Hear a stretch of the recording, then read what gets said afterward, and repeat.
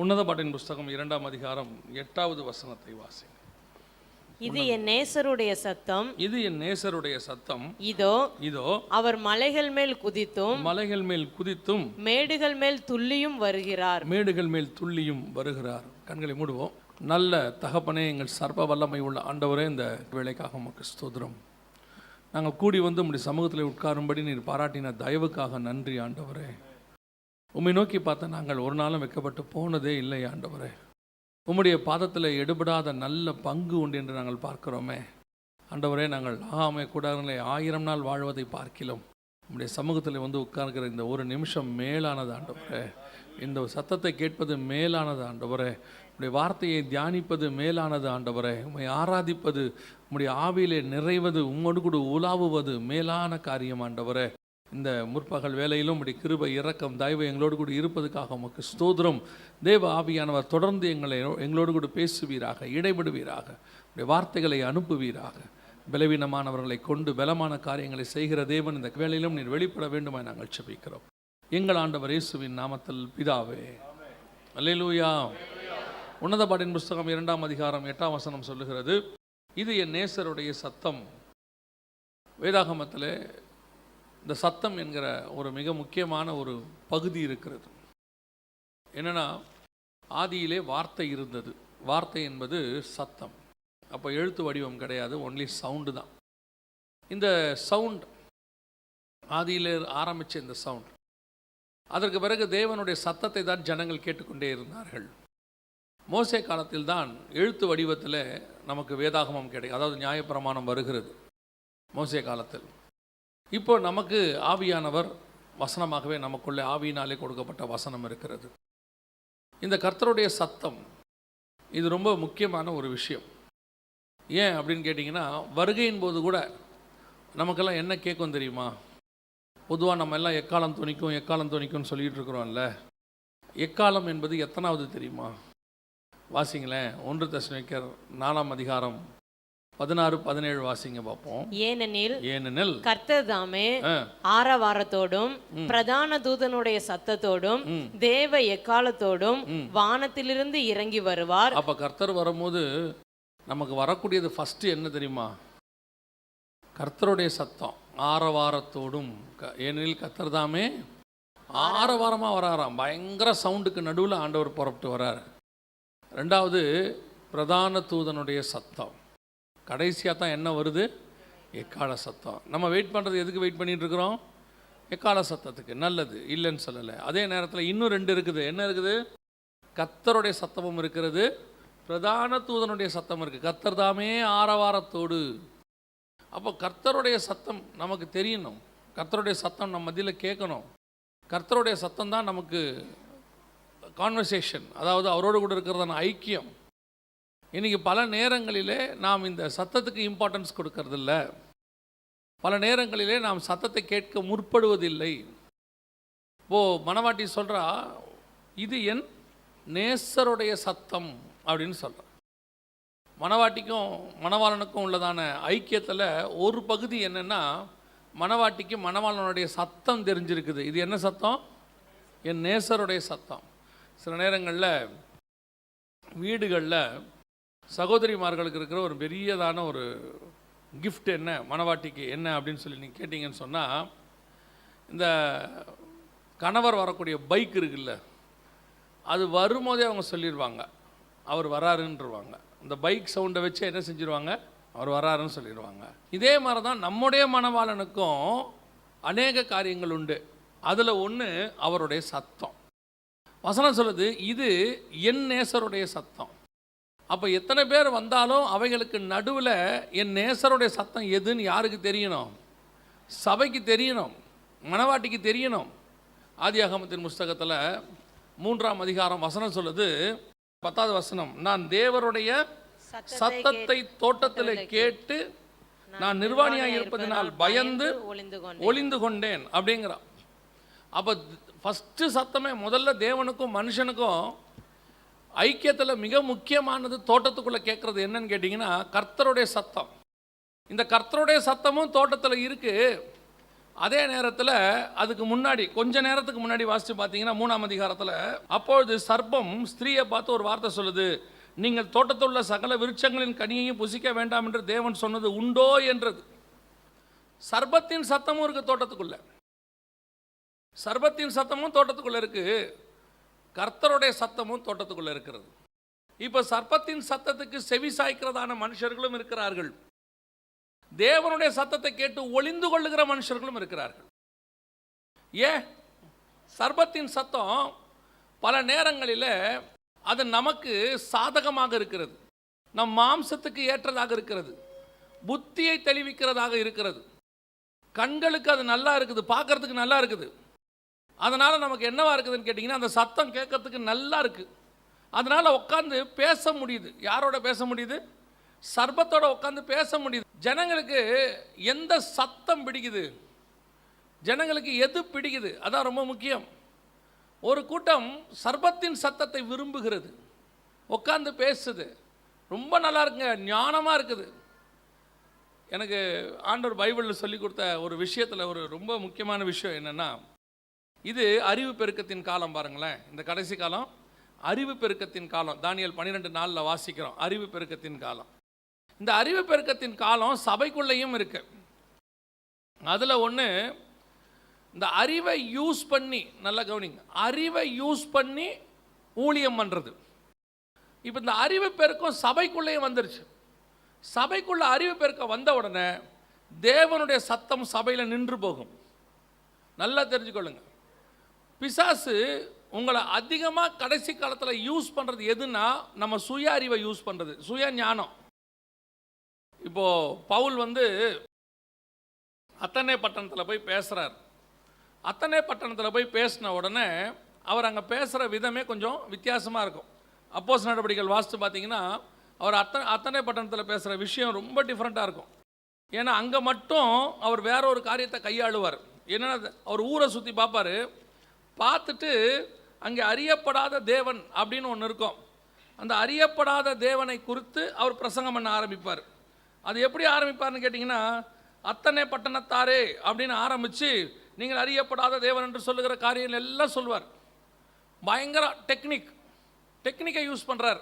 இப்படி பண்ணால் இவங்ககிட்ட ஈஸியாக என்ன செஞ்சிடலாம், இயேசுவை சொல்லிடலாம் அப்படின்னு சொல்லி அவர் அப்படியே ஐடியா யூஸ் பண்ணுறார். ஆனால் மினிஸ்ட்ரியோட முடிவு என்னவா இருக்குன்னு பார்த்தீங்கன்னா, 17ஆம் அதிகாரம் அப்போஸ்தலர் நடவடிக்கைகள் 32, மரித்தோரின் உயிர்த்தெழுதலை குறித்து அவர்கள் கேட்டபோது சிலர் இகழ்ந்தார்கள், சிலர் நீ சொல்லுகிறதை இன்னொரு வேளை கேட்போம் என்றார்கள்.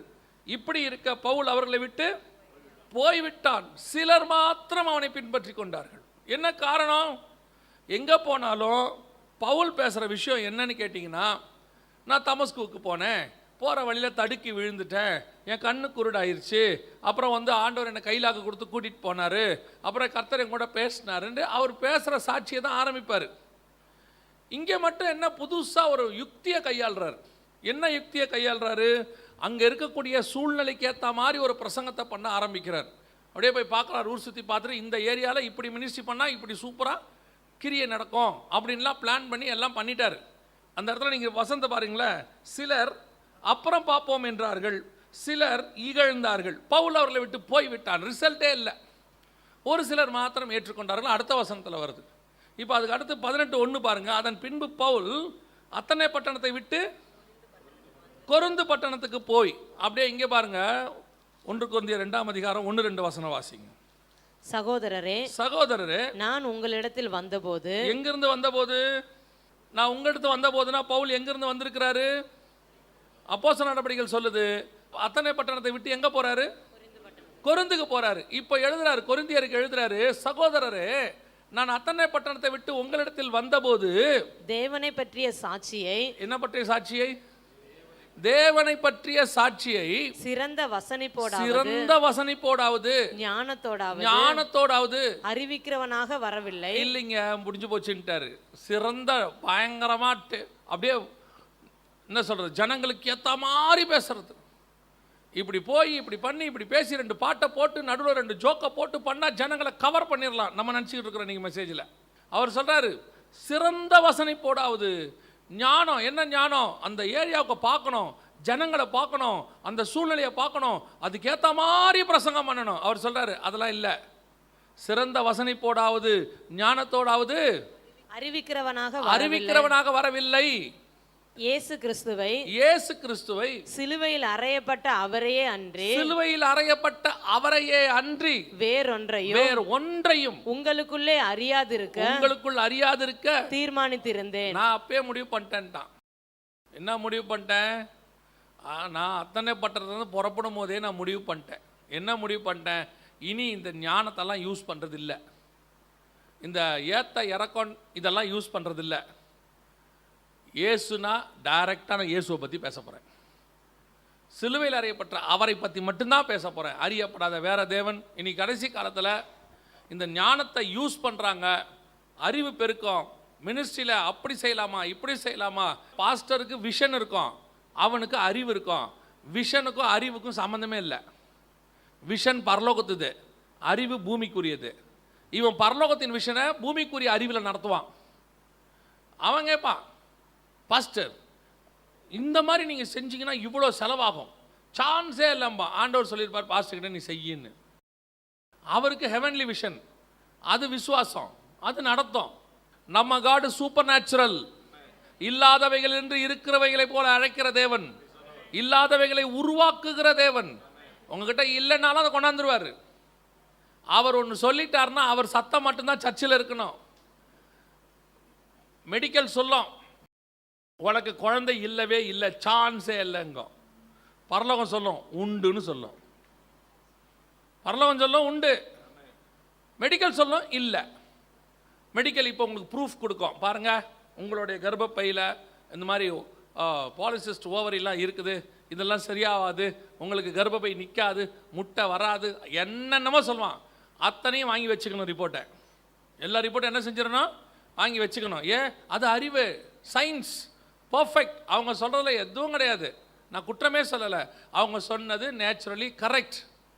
ஆனால் செத்துப்போன கர்ப்பத்தையே உயிரோட எழுப்புகிற தேவன் ஒருத்தர் எங்கள் மத்தியில் இருக்கிறார். அவருடைய வார்த்தைக்கு அப்படிப்பட்டதான வல்லமை ஒன்று உண்டு. அடைக்கப்பட்ட கர்ப்பத்தையும் திறப்பாரு, திறக்கப்படாத கர்ப்பத்திலிருந்து பிறக்கவும் அவரால் முடியும். புரியுதா உங்களுக்கு? செத்துப்போன கர்ப்பத்திலையும் குழந்தை வந்துடும், திறக்கவே படாத கர்ப்பம் தான் மரியாதை, அதுலையும் அவர் வந்துடுவார். இதுதான் நம்முடைய வேலை. இன்னைக்கு சபையில் எந்த சத்தம் கேட்டுட்டு இருக்குது? அப்படி செய்யணும், இப்படி செய்யணும், அதை செய்யணும், இதை செய்யணும். இது ஒரு வகையில் சர்பத்தின் சத்தம். தோட்டத்துக்குள்ள புத்தியை தெளிவிக்கிறது, பார்வைக்கு இன்பம், புசிப்புக்கு ஏற்றது. கேட்கும் போது இந்த சத்தம் நல்லா இருக்குங்க. நம்முடைய ஆண்டவரும் நம்மை ஆசீர்வதிக்க வல்லமை உள்ளவராக இருக்கிறார். அவருக்கு அதினதின் காலத்தில் எதை எதை எப்படி செய்யணும்னு அவருக்கு தெரியும். இன்னைக்கு ஒரு குரூப்பு சர்பத்தின் சத்தத்துக்கு செவி கொடுக்குற குரூப்பு இன்னொரு சத்தத்துக்கு ஓடி போய் பயந்து ஒளிஞ்சிருச்சான். ஆதியாகமத்தின் புஸ்தகம் 3ஆம் அதிகாரம் 10வது வசனம் சொல்லுது, அதற்கு அவன், நான் தேவருடைய சத்தத்தை தோட்டத்தில் கேட்டு நான் நிர்வாணியாக இருப்பதினால் பயந்து ஒளிந்து கொண்டேன். ஏன் கர்த்தருடைய சத்தம் உனக்கு பயமா இருக்குது? கர்த்தருடைய சத்தம் ஏன் பயமா இருக்குது? இன்னைக்கு பயம், வருகையை பற்றி பேசினா பயம், வனாந்தரம்னா பயம். வனாந்தரத்தை பற்றிலாம் பேசப்படாது. கேட்டால் என்ன தெரியுமா சொல்கிறாங்க? Negative speaker. உபத்திரவத்தை பற்றி பேசினா அவருக்கு பேர் என்னது? Negative speaker. அதே நேரத்தில் கர்த்தர் ஒரு வீடுக்கு உனக்கு 2 வீடு கொடுப்பார். அவர் யாரு? Motivational speaker. அந்த ஸ்பீக்கருக்கு பேர் என்னது? Motivational speaker. உண்மையை சொல்கிறவனுக்கு பேர் நெகட்டிவ் ஸ்பீக்கர். மாயையை பேசி உன்னை ஏமாத்துறானே அவனுக்கு பேர் என்னது? Motivational speaker. மோட்டிவேஷனல் உண்டு. துக்கத்தில் இருக்கிறவனுக்கு ஆறுதலாய் பேசுகிறது மோட்டிவேஷனல் இல்லையா? துக்கமா இருக்கிறவன், கஷ்டப்படுறவனுக்கு கவலைப்படாத. இயேசு சொல்றார், வருத்தப்பட்டு பாரம் சுமக்கிறவர்களே நீங்கள் என்னிடத்தில் வாருங்கள், நான் உங்களுக்கு இளைப்பாறுதலை தருவேன். மோட்டிவேஷனல். கவலைப்படாத, உன் துக்கம் சந்தோஷமாய் மாறும். மோட்டிவேஷனல். யாரும் இங்க இல்லைன்னு சொல்லல, இல்லாதது ஒன்று சொல்ற பாரு, மாயை. அதுக்கு தான் இன்னைக்கு சத்தத்துக்கு செவி கொடுக்கிற கூட்டம் ஒன்று உட்கார்ந்து இருக்குது. இது நேசரின் சத்தம் இல்லை, அது சர்ப்பத்தின் சத்தம். அது உங்களுக்கு தெரியணும். ஏன்? மோட்டிவேஷனல் ஸ்பீக்கர் கேட்கறதுக்கு எல்லாம் பயங்கர சந்தோஷமா இருக்கும். ஆனால் கர்த்தருடைய சத்தம் வரும்போது பயம் வந்துடுது. ஏன் பயம் வருது தெரியுமா? நீ வஸ்திரம் போட்டவனாக இருந்தால் உனக்கு பயம் வராது. ரட்சிப்பின் வஸ்திரம் உனக்குள்ளே இருந்தால் பயம் வராது. உங்களுக்குள்ள நிர்வாணம் இருப்பதனால் என்ன வருது? பயம் வருது. இயேசுவோடைய வார்த்தையை கேட்கும்போது, வருகையை பற்றி கேட்கும்போது குதூகலம் வரணும். அன்னைக்கு பரிசுத்தவான்கள் எப்படி பாட்டு பாடினாங்க தெரியுமா? வருகை வரதை சந்தோஷமாக பாடினாங்க இல்லையா? மரணத்தை இன்னும் சந்தோஷமாக பாடினாங்க. பவுலே சொல்கிறாரு, நான் தேகத்தை விட்டு பிரிய ஆசைப்படுகிறேன், மரணத்தை. அதனால் பரிசுத்தவான்கள் பாட்டெல்லாம் எப்படி பாடினாங்க? ரொம்ப சந்தோஷமாக பாடினாங்க. வருகைங்கிறது சந்தோஷம், மரணம் என்பது சந்தோஷம், பரலோகத்துக்கு போகிறது சந்தோஷம் இல்லையா? அப்போ நமக்கு ஏன் பயமாக இருக்குது? காரணம், என் நேசரின் சத்தமே எனக்கு பயமாக மாறிடுச்சு. இன்னைக்கு கர்த்தருடைய சத்தம் உண்மையை பேசும், கர்த்தருடைய சத்தம் சத்தியத்தை பேசும். கர்த்தருடைய சத்தத்தை கேட்கும் போது உங்களுக்கு எனக்கு என்ன வரக்கூடாது? பயம் வரக்கூடாது, தைரியம் வரணும். இன்னைக்கு நம்ம எதை விரும்புகிறோம்? மோட்டிவேஷனலுங்கிற பேரில் பிசாசின் சத்தத்துக்கு செவி கொடுக்கிற ஒரு கூட்டம், அதுவும் அப்படிப்பட்ட ஊழியர்கள் வர தொடங்கிட்டாங்க. அதான் ரொம்ப முக்கியம். வாசிங்களேன் ஒரு வசனத்தை, வெளிப்படுத்தின விசேஷம் 13ஆம் அதிகாரம் 11வது வசனத்தை வாசிங்களேன். பின்பு வேறொரு மிருகம் பூமியிலிருந்து எழும்ப கண்டேன். அது ஒரு ஆட்டுக்குட்டிக்கு ஒப்பாக 2 கொம்புகளை உடையதா இருந்தது. வலு சர்ப்பத்தை போல பேசினது. பார்க்கறதுக்கு எப்படி இருக்குது? ஆட்டுக்குட்டிக்கு ஒப்பாக இருந்தது, ஆனா பேசுறது எப்படி பேசுது? வலு சர்ப்பத்தை போல பேசினது. பார்க்கறதுக்கு ஆட்டுக்குட்டியை போல, இயேசு கிறிஸ்துவை போல, கிறிஸ்தவனை போல, ஊழியக்காரனை போல இருக்கும். ஆனா பேசுற சவுண்டு என்ன சவுண்டு? சர்ப்பத்தின் சவுண்டு. அதான் தோட்டத்தில் கேட்குது. ஒரு குரூப் இன்னைக்கு தோட்டத்தில் சர்ப்பத்தோட உட்காந்து பேசுறதுக்கு ரெடி. ஆனால் கர்த்தருடைய சத்தத்தை கேட்டால் ஓடிடும், எங்கேயாவது போய் மறைஞ்சிரும். பல நேரங்களில் நாம் என்ன நினைக்கிறோம்? சத்தியத்துக்கு ஓடி ஒளிகிற கூட்டம். இவனுக்கு சத்தியம் வேண்டாம். ஒருத்தர் சொல்றாரு, சைக்காலஜிக்கலி 40 நிமிஷத்துக்கு மேலே என்ன செய்ய முடியாது? உட்கார முடியாது. ஒரு செய்தியினுடைய நேரம் 45 மினிட்ஸ். எவன் சொன்னா? ஜனங்கள் உட்கார்ந்து கேட்பார்கள். காலையிலிருந்து சாயங்காலம் வரைக்கும் உட்கார்ந்து கேட்பார்கள். பேசுவது ஆவியானவராய் இருக்க வேண்டும். இரவும் பகலும் 3 நாள் பேசினாலும் கேட்பாங்க. பேசுறது இயேசு கிறிஸ்துவா இருக்கணும். அப்படின்னா ஜனங்க உட்கார்ந்து செய்தியை கேட்பான். பேசுறது சர்ப்பமா இருந்தா 40 நிமிஷத்துக்கு மேலே கேட்க முடியாது. உண்மை. உலகத்தின் ஞானம், உலகத்தின் மோட்டிவேஷனல், உலகத்தில் இருக்கக்கூடிய டெக்னாலஜி, அப்புறம் நீங்கள் அஸ்ட்ராலஜி, அஸ்ட்ரானமி, என்ன வேணால் எடுத்துக்கோங்க. எந்த செர்மனையும் 40 நிமிஷத்துக்கு மேலே கேட்க முடியாது. ஏன்னா முடியாது, அவ்வளோதான் நம்ம பிரெயின் அக்செப்ட் பண்ணோம். அதனால சயின்டிஸ்ட் எல்லாம் சொல்லிட்டான், 40 மினிட்ஸ் உங்கள் பிரெயின் அக்செப்ட் பண்ணோம். எந்த செர்மன் இருக்கட்டும், அது மோட்டிவேஷனல் ஸ்பீக்காக இருக்கட்டும், இல்லை ஒரு சீரியலாக இருக்கட்டும், எல்லாம் பாருங்க 1/2 மணி நேரத்தில் நிறுத்திடுவான், நடுவில் பிரேக் கொடுத்துருவான். நம்ம மைண்டு கேட்காது. நம்ம மைண்டு எல்லாத்தையும் தாண்டி, கால நேரத்தை தாண்டி ஒன்று கேட்கும்னு சொன்னா அது தேவனுடைய சத்தத்தை மட்டும்தான் கேட்கும். ஆவியானவர் பேசினா மட்டும்தான் கேட்கும், தேவன் பேசினா மட்டும்தான் கேட்கும். அந்த சத்தம் சபைக்குள்ள இருந்தால் ஜனங்கள் உட்கார்ந்து கேட்பார்கள். இன்னைக்கு அந்த சத்தம் இல்லை சபைக்குள்ள, அதனால ஜனங்கள் ஓடி ஒளிறாங்க. பல நேரங்களில் ஊழியக்காரர்களுக்கு என்ன வருத்தம்? சபைக்கு ஜனங்க வரவே மாட்டேங்கிறாங்க. சபைக்கு ஜனங்க வரமாட்டாங்க. சபைக்கு ஜனங்களை இழுத்துட்டு வர்றதுக்கு ஒன்று இருக்குது. என்ன தெரியுமா? அதான் கர்த்தருடைய சத்தம். கர்த்தருடைய சத்தம் சபையில் இருக்குமானா எங்கே இருக்கிறோன்னு ஓடி வருவான். யோசித்து பாருங்க. 4ஆம் அதிகாரம் மத்தேயு எழுதின சுவிசேஷத்தில் கடைசி 2 வசனத்தை வாசித்து பாருங்கள். அது ரொம்ப ஆச்சரியமா இருக்கும் அந்த வசனம். கடைசி 2 வசனம் வாசிங்கம்மா. அவருடைய கீர்த்தி சீரியா எங்கும் பிரசித்தமாயிற்று. நல்லா கவனிங்க. சீரியாங்கிறது இஸ்ரவேலுக்கு வடபுறத்தில் இருக்கிற வேறொரு நாடு. இஸ்ரவேல் இல்லை, இஸ்ரவேலுக்கு வடபுறத்தில் இருக்கிற வேறொரு நாடு. ஆனால் இயேசு பேசினது புறஜாதியார் கலிலேயாவில். அதுக்கு முந்தின வசனத்தில் இருக்கு, இருளில் இருக்கிற ஜனங்கள் பெரிய வெளிச்சத்தை கண்டார்கள், எல்லாம் இருக்கு. அவர் பேசி முடிச்ச உடனே வசனம் சொல்லுது, அவருடைய கீர்த்தி சீரியா எங்கும் பிரசித்தமாயிற்று. எப்படி? வாட்ஸ்அப் கிடையாது, ஃபேஸ்புக் கிடையாது, எந்த விதமான சோஷியல் மீடியா கிடையாது, போஸ்டர் கிடையாது, பேம்ப்ளெட் கிடையாது, எதுவுமே இல்லை. எப்படி இயேசுவோடைய கீர்த்தி கலிலேயாவிலிருந்து சிரியாவுக்கு போச்சு? நீங்கள் நினச்சிக்காதீங்க அவருடைய ஊழியம் தொடங்கி 30 வருஷம் ஆச்சுன்னு. அவர் மொத்தம் பண்ணதே 3.5 வருஷம் தான் பண்ணியிருக்கிறார். ஸ்டார்டிங்லேயே வசனம் சொல்லுது அவருடைய கீர்த்தி சீரியா எங்கும். அடுத்து கலிலேயாவிலும் தெக்கப்போலியிலும் எருசலேமிலும் யூதேயாவிலும் யோர்தானுக்கு அப்புறத்திலும் இருந்து திரளான ஜனங்கள் வந்து அவருக்கு பின் சென்றார்கள். எப்படிங்க? how it is possible? எப்படி? பல நாடுகள்ல இருந்து வரான், ஜோர்டான்ல இருந்து வரான், சிரியால இருந்து வரான், பல சிட்டிஸ்லேருந்து வரான், எருசலேம்லேருந்து வரான், யூதயாலேருந்து வரான். how it is possible? எந்த விதமான விளம்பரம் கிடையாது, எந்த விதமான போஸ்டர்ஸ் கிடையாது, ஃபேஸ்புக் கிடையாது. ஒன்றே ஒன்று, அவர் கர்த்தருடைய வார்த்தையை பேச தொடங்கினான். மனம் திரும்புங்கள், பரலோக ராஜ்யம் சமீபமாக இருக்கிறது. கர்த்தருடைய சத்தத்துக்கு அப்படி ஒரு பவர் உண்டு. தேவ சமூகத்திலேருந்து காத்திருந்து நம்முடைய முற்பிதாக்கள் வசனத்தை கொண்டு வந்து செய்தியை கொடுத்ததுனால தான் ஜனங்கள் சபைக்கு ஓடி வந்தாங்க. அற்புதம் பெற்ற 10 குஷ்டரோகியில் 9 பேர் போயிடுவான். அற்புதம் பெற்ற எத்தனையோ பேர் போயிடுவாங்க. ஆனால் வசனத்தை வாங்கின 12 அப்போஸ்தலர்கள் கூடவே உட்காந்துருப்பாங்க. வசனத்துக்கு அப்படி ஒரு பவர் உண்டு, எங்கேயும் போகாது, அது இழுத்து கொண்டாந்துரும். அந்த கர்த்தருடைய சத்தம் இருக்கணும் சபைக்குள்ள. இன்றைக்கி கடைசி காலத்தில் சபையை வளர்க்குறதுக்கு, ஊழியத்தை வளர்க்குறதுக்கு பயங்கர பிரயாசம், போராடி போராடி போராடி என்னென்னவோ செய்கிறாங்க. நம்முடைய கீர்த்தியை எவ்வளவு தூரம் கொண்டு போக வேண்டும் என்பதை பரலோகம் ஏற்கனவே நிர்ணயித்து வைத்திருக்கிறது. அது உங்களை கொண்டு போகும். உலகமெங்கும் போகும்னா உலகமெங்கும் போகும். தமஸ்குவுக்கு போகிற வழியில் தடுக்கி விழுந்தவன் ஒருத்தன் எழுதின நிருபம் தமிழ்நாட்டில் நாம் வாசிக்கணும்னு பரலோகம் முடிவு பண்ணால் நம்ம கையில் வந்து அந்த நிருபம் நிற்கும். செய்கிறவர் நம்முடைய தேவன். நாம் மட்டும் தேவன்கிட்ட கரெக்டாக இருந்தால் போதும். நாம் மட்டும் கர்த்தருடைய சத்தத்தை கேட்குறவங்களா இருந்தால் போதும்.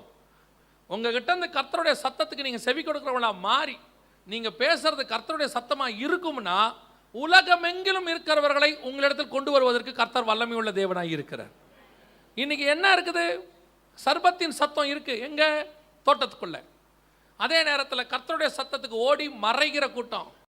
இது வேணாம், இதை யார் கேட்பார்கள்? எப்போ போனாலும் வருக, எப்போ போனாலும் உபத்திரவம், வனாந்திரம் எல்லாம் சொல்லிக்கிட்டு இருக்கிறாங்க. ஆனால் வேதம் சொல்லுது இது உண்டு. எல்லாம் சேர்ந்து இருக்கிறது தான் என்னது? இப்போ இயேசு தோட்டத்தில் தேவன் பேசுகிறாரு. பேசும்போது அவங்ககிட்ட சொல்கிற விஷயங்கள்லாம் நல்லா கவனிங்க. நீங்கள் பலுகி பெருகி பூமியை நிரப்புங்கள், நீங்கள் சகலவற்றையும் கீழ்ப்படுத்தி ஆண்டு கொள்ளுங்கள். அடுத்து நீ வந்து என்ன செய்ய? தோட்டத்தில் உள்ள சகலவித கனிகளையும் புசிக்கவே புசிக்கலாம். அடுத்து நன்மை தீமை அறியத்தக்க கனியை புசிக்க கூடாது. ஒரு கமெண்ட்மெண்ட் கொடுக்குறாரு, செய்யிடு. இன்னொன்று செய்யாத. இன்னொன்று நீ செய்ய வேண்டியது உலகத்தை ஆண்டு கொள்ள வேண்டியது. அடுத்து நான் உன்னை ஆசீர்வதிக்கவே ஆசீர்வதிப்பேன். எல்லாமே இருக்கு பாருங்க அவர்தில்.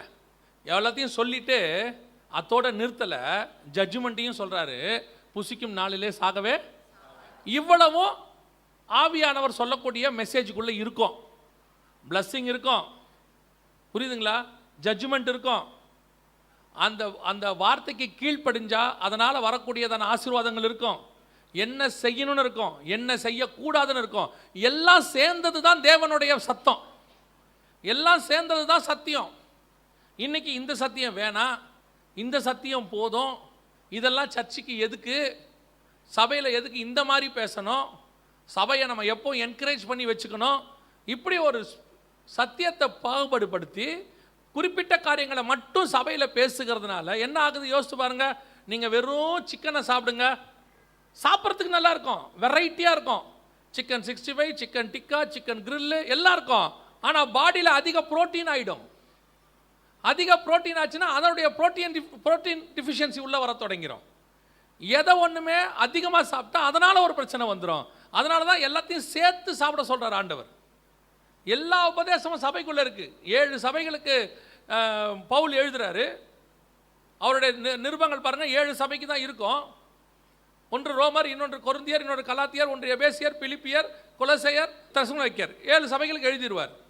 7 சபைகளுக்கு எழுதிட்டு 7 சபைகளுக்கும் 7 விதமான உபதேசங்களை எழுதுவார். ரோமருக்கு ரட்சிப்பை பற்றி எழுதுவார், கொரிந்தியருக்கு எழுதும்போது ஞானசானத்தை பற்றியும் கம்யூனியனை பற்றியும் எழுதுறாரு, கலாத்தியருக்கு எழுதும்போது பரிசுத்தாவின் அபிஷேகத்தை பற்றியும் வரங்களை பற்றியும் எழுதுறாரு, தெசலோனிக்கர்களுக்கு வருகையை பற்றி எழுதுறாரு. 7 உபதேசங்களையும் எழுதி மொத்தமாக கொடுத்து 7ஐயும் கை கொள்ளும்படி தான் சபைக்கு ஆண்டவர் சொல்லி இருக்கிறார்.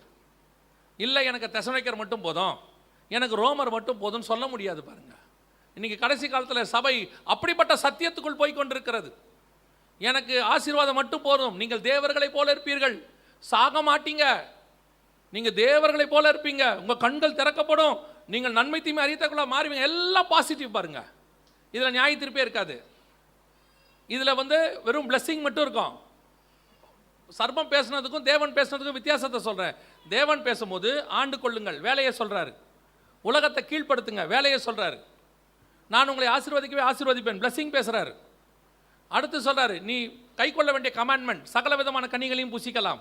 கை கொள்ளக்கூடாத கமாண்ட்மெண்ட், நன்மை தீமை அறிந்த கனியை சாப்பிடாத. ஜட்ஜ்மெண்ட், நீ சாப்பிட்டினா சாகவே சாவாய். அத்தனையும் உள்ளடக்கியது தான் தேவனுடைய சத்தியம். இப்போ பிசாசு வந்து பேசும்போது பாருங்க, நீ சாப்பிடு, பாசிட்டிவ். சாக மாட்ட, பாசிட்டிவ். கண்கள் திறக்கப்படும், பாசிட்டிவ். தேவர்களை போல இருப்பீங்க, ஆசை வார்த்தை.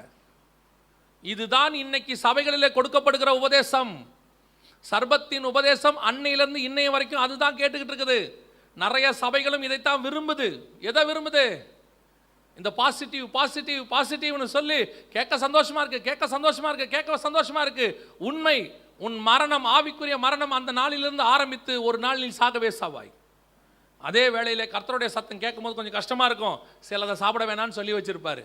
இது உனக்கு உகந்தது அல்ல, இது உனக்கு வேணாம், இது செய்யாத, இதை பண்ணு, இதை பண்ணாத, இதை செய், எல்லாம் சொல்லியிருப்பாரு. இந்த சிலது கொஞ்சம் கண்டிஷன்ஸ் இருக்க தான் செய்யும்.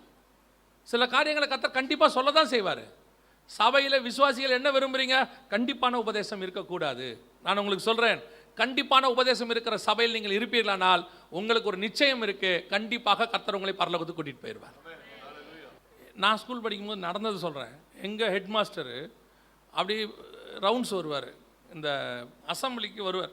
வரும்போது இந்த குச்சியை வச்சு முடி அப்படி பின்னாடி பார்ப்பார். அது கொஞ்சம் தூக்குற மாதிரி இருந்துச்சுன்னா முடியை பிடிச்சி ஆட்டுவார். இது என்ன இது, நாளைக்கு வெட்டிட்டு வா. கிளாஸுக்கு போனோம்னா டீச்சர் இருப்பாங்க, கையை திருப்பும்பாங்க. நகம் இருக்குன்னா அங்கேயே போடுவாங்க, நகத்தை வெட்டிட்டு வான்னு. அந்த பழக்கம் இன்னைய வரைக்கும் தலைக்கு முடி வைக்கவே முடியாது. முடி வச்ச உடனே தலையில் என்னமோ பாரமாக இருக்கிற மாதிரியே இருக்கும் இல்லையா? அந்த கண்டிப்பு நம்மை சரியான பாதைக்கு கொண்டு வந்து நிறுத்திருச்சு. அந்த பேஸ்மெண்ட்டில் கொடுத்த கண்டிப்பு நம்மளை உருவாக்கிருச்சு. உருவாக்க வேண்டிய நேரத்தில் அந்த கண்டிப்பு அவசியம். அதே மாதிரி சபைக்கு வரும்போது கண்டிப்பான உபதேசம் அவசியம். அது உருவாக்குற இடம். அந்த உருவாக்குற இடத்துல உங்களை கண்டிப்பு பண்ணிட்டோம்னா பின்னாட்களை நீங்கள் அதை விடாது இருப்பீர்கள். பிள்ளையாண்டனை நடத்த வேண்டிய வழியில் நடத்த அவன் முதிர் வயதிலும் விடாது இருப்பான். அதே தான் பால் உண்ணுகிற குழந்தைகளை போல வரும்போது சபை ஸ்ட்ரிக்டான உபதேசத்தில் வந்துருச்சுன்னா, இப்போ நாங்களாம் அப்படிப்பட்ட ஒரு ஊழியக்காரர்கிட்ட இருந்து உபதேசத்தை வாங்கியிருக்கிறோம். சத்தியம் எதுன்னு தெரியுது, அதை பேசுறதுக்கு தைரியமும் ஆண்டவர் கொடுக்குறாரு. அப்போ அந்த சத்தியம் பேசுறதுக்கே இன்னைக்கு தைரியம் இல்லை. காரணம் என்ன? சத்தியமே இல்லை. இன்னைக்கு சபைக்குள்ள நல்லா தெரிஞ்சுக்கொள்ளுங்க, எல்லா உபதேசங்களும் சேர்ந்துருக்கும். விசுவாசம் இருக்கும், பரிசுத்தம் இருக்கும், நீதி இருக்கும், நியாய தீர்ப்பு இருக்கும், ஆசீர்வாதம் இருக்கும், எல்லாம் இருக்கும். அத்தனையும் உள்ளடக்கியது தான் சபை. அல்லேலூயா. நீங்கள் ஓடி ஒளிகிற கூட்டமாக இருக்கக்கூடாது. இன்னொருத்தர் இருக்கிறான் பாருங்க, இவனாவது பரவாயில்ல, பாவம் செஞ்சுட்டு போய் ஒளிஞ்சிக்கிறான். இன்னொருத்தர் இருக்கான் பாருங்க, 1 ராஜாக்களின் புஸ்தகம் 19ஆம் அதிகாரம் 9வது வசனம் வாசிங்க. அங்கே அவன் ஒரு கெபிக்குள் போய் தங்கினான். இதோ கர்த்தருடைய வார்த்தை அவனுக்கு உண்டாகி, கர்த்தருடைய வார்த்தை அவனுக்கு உண்டாகி அவர் எலியாவே, எலியாவே, இங்கே உனக்கு என்ன காரியம் என்றார். இங்கே உனக்கு என்ன காரியம் என்றார். இப்போ பாருங்க, எனக்கு ரொம்ப ஆச்சரியம். எலியாவே உனக்கு இங்கே என்ன காரியம் என்றார். இப்போ அவன் என்ன சொல்றான் தெரியுமா? 11வது வசனம் வாசிங்க. அப்பொழுது அவர், நீ வெளியே வந்து கர்த்தருக்கு முன்பாக பர்வதத்தில் நில் என்றார். இருங்க, நில் என்றார். வந்தானா? எலியா வெளியே வந்தானா? வரல. வாசிங்க 13வது வசனம். அதை எலியா கேட்டபோது தன் சால்வையினால் தன் முகத்தை மூடிக்கொண்டு வெளியே வந்து, இது வரைக்கும் எலியா என்ன செய்யல? வெளியே வரல. எப்போ கூப்பிட்டாரு? 11வது வசனத்தில் கூப்பிடுறாரு. 13வது வசனத்தில் தான் வெளியே வராரு. ஒருவேளை நீங்கள் வசனமாக பார்க்கும் போது பக்கத்தில் இருக்கும். 11, 13 அடுத்தடுத்து தானே. எலியா தான் வந்துட்டாரு? இல்லை, 11ல் கூப்பிட்டாரு. கூப்பிட்ட பிறகு என்னென்ன நடக்குது பாருங்களேன். வெளியே வந்து நில் என்றார். அப்பொழுது இதோ கர்த்தர் கடந்து போனார். கர்த்தருக்கு முன்பாக பர்வதங்கள் பிளக்கிறதும் கண்மலைகள் உடைக்கிறதுமான பலத்த பெருங்காற்று உண்டாயிற்று. ஆனாலும் காற்றிலே கர்த்தர் இருக்கவில்லை. காற்றுக்கு பின் பூமி எதிர்ச்சி உண்டாயிற்று. பூமி எதிர்ச்சியிலும் கர்த்தர் இருக்கவில்லை. பூமி எதிர்ச்சிக்கு பின் அக்கினி உண்டாயிற்று. அக்கினியிலும் கர்த்தர் இருக்கவில்லை. அக்கினிக்கு பின் அமர்ந்த மெல்லிய சத்தம் உண்டாயிற்று. இவ்வளோ விஷயம் நடக்குது. யார் வெளியே வரல? எலியா வரவே இல்லை, உள்ளே இருக்கிறார். ஏங்க சத்தம் கேட்குது, வெளியே வாப்பா. கர்த்தர் சொல்றாரு, எலியாவே எனக்கு முன்பாக, கர்த்தருக்கு முன்பாக பர்வதத்தில் நில் என்றார்.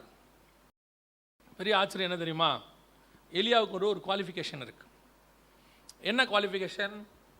ஒவ்வொருத்தருக்கும் ஒரு குவாலிஃபிகேஷன் இருக்குது இல்லையா? இப்போது யோவானை பற்றி சொல்லும் போது ஒரு அன்பாக இருந்த சிஷ்யன், அது அவருக்கு குவாலிஃபிகேஷன். இப்போது தானியேலை பற்றி சொல்லும்போது பிரியமான புருஷனாகிய தானியேலே, அது அவருக்கு குவாலிஃபிகேஷன். இப்போது மோசையை பற்றி சொல்லும்போது முகமுகமாய் கண்டவன், அவருக்கு அது ஒரு குவாலிஃபிகேஷன். ஒவ்வொருத்தருக்கும் ஒவ்வொன்று இருக்குல்ல.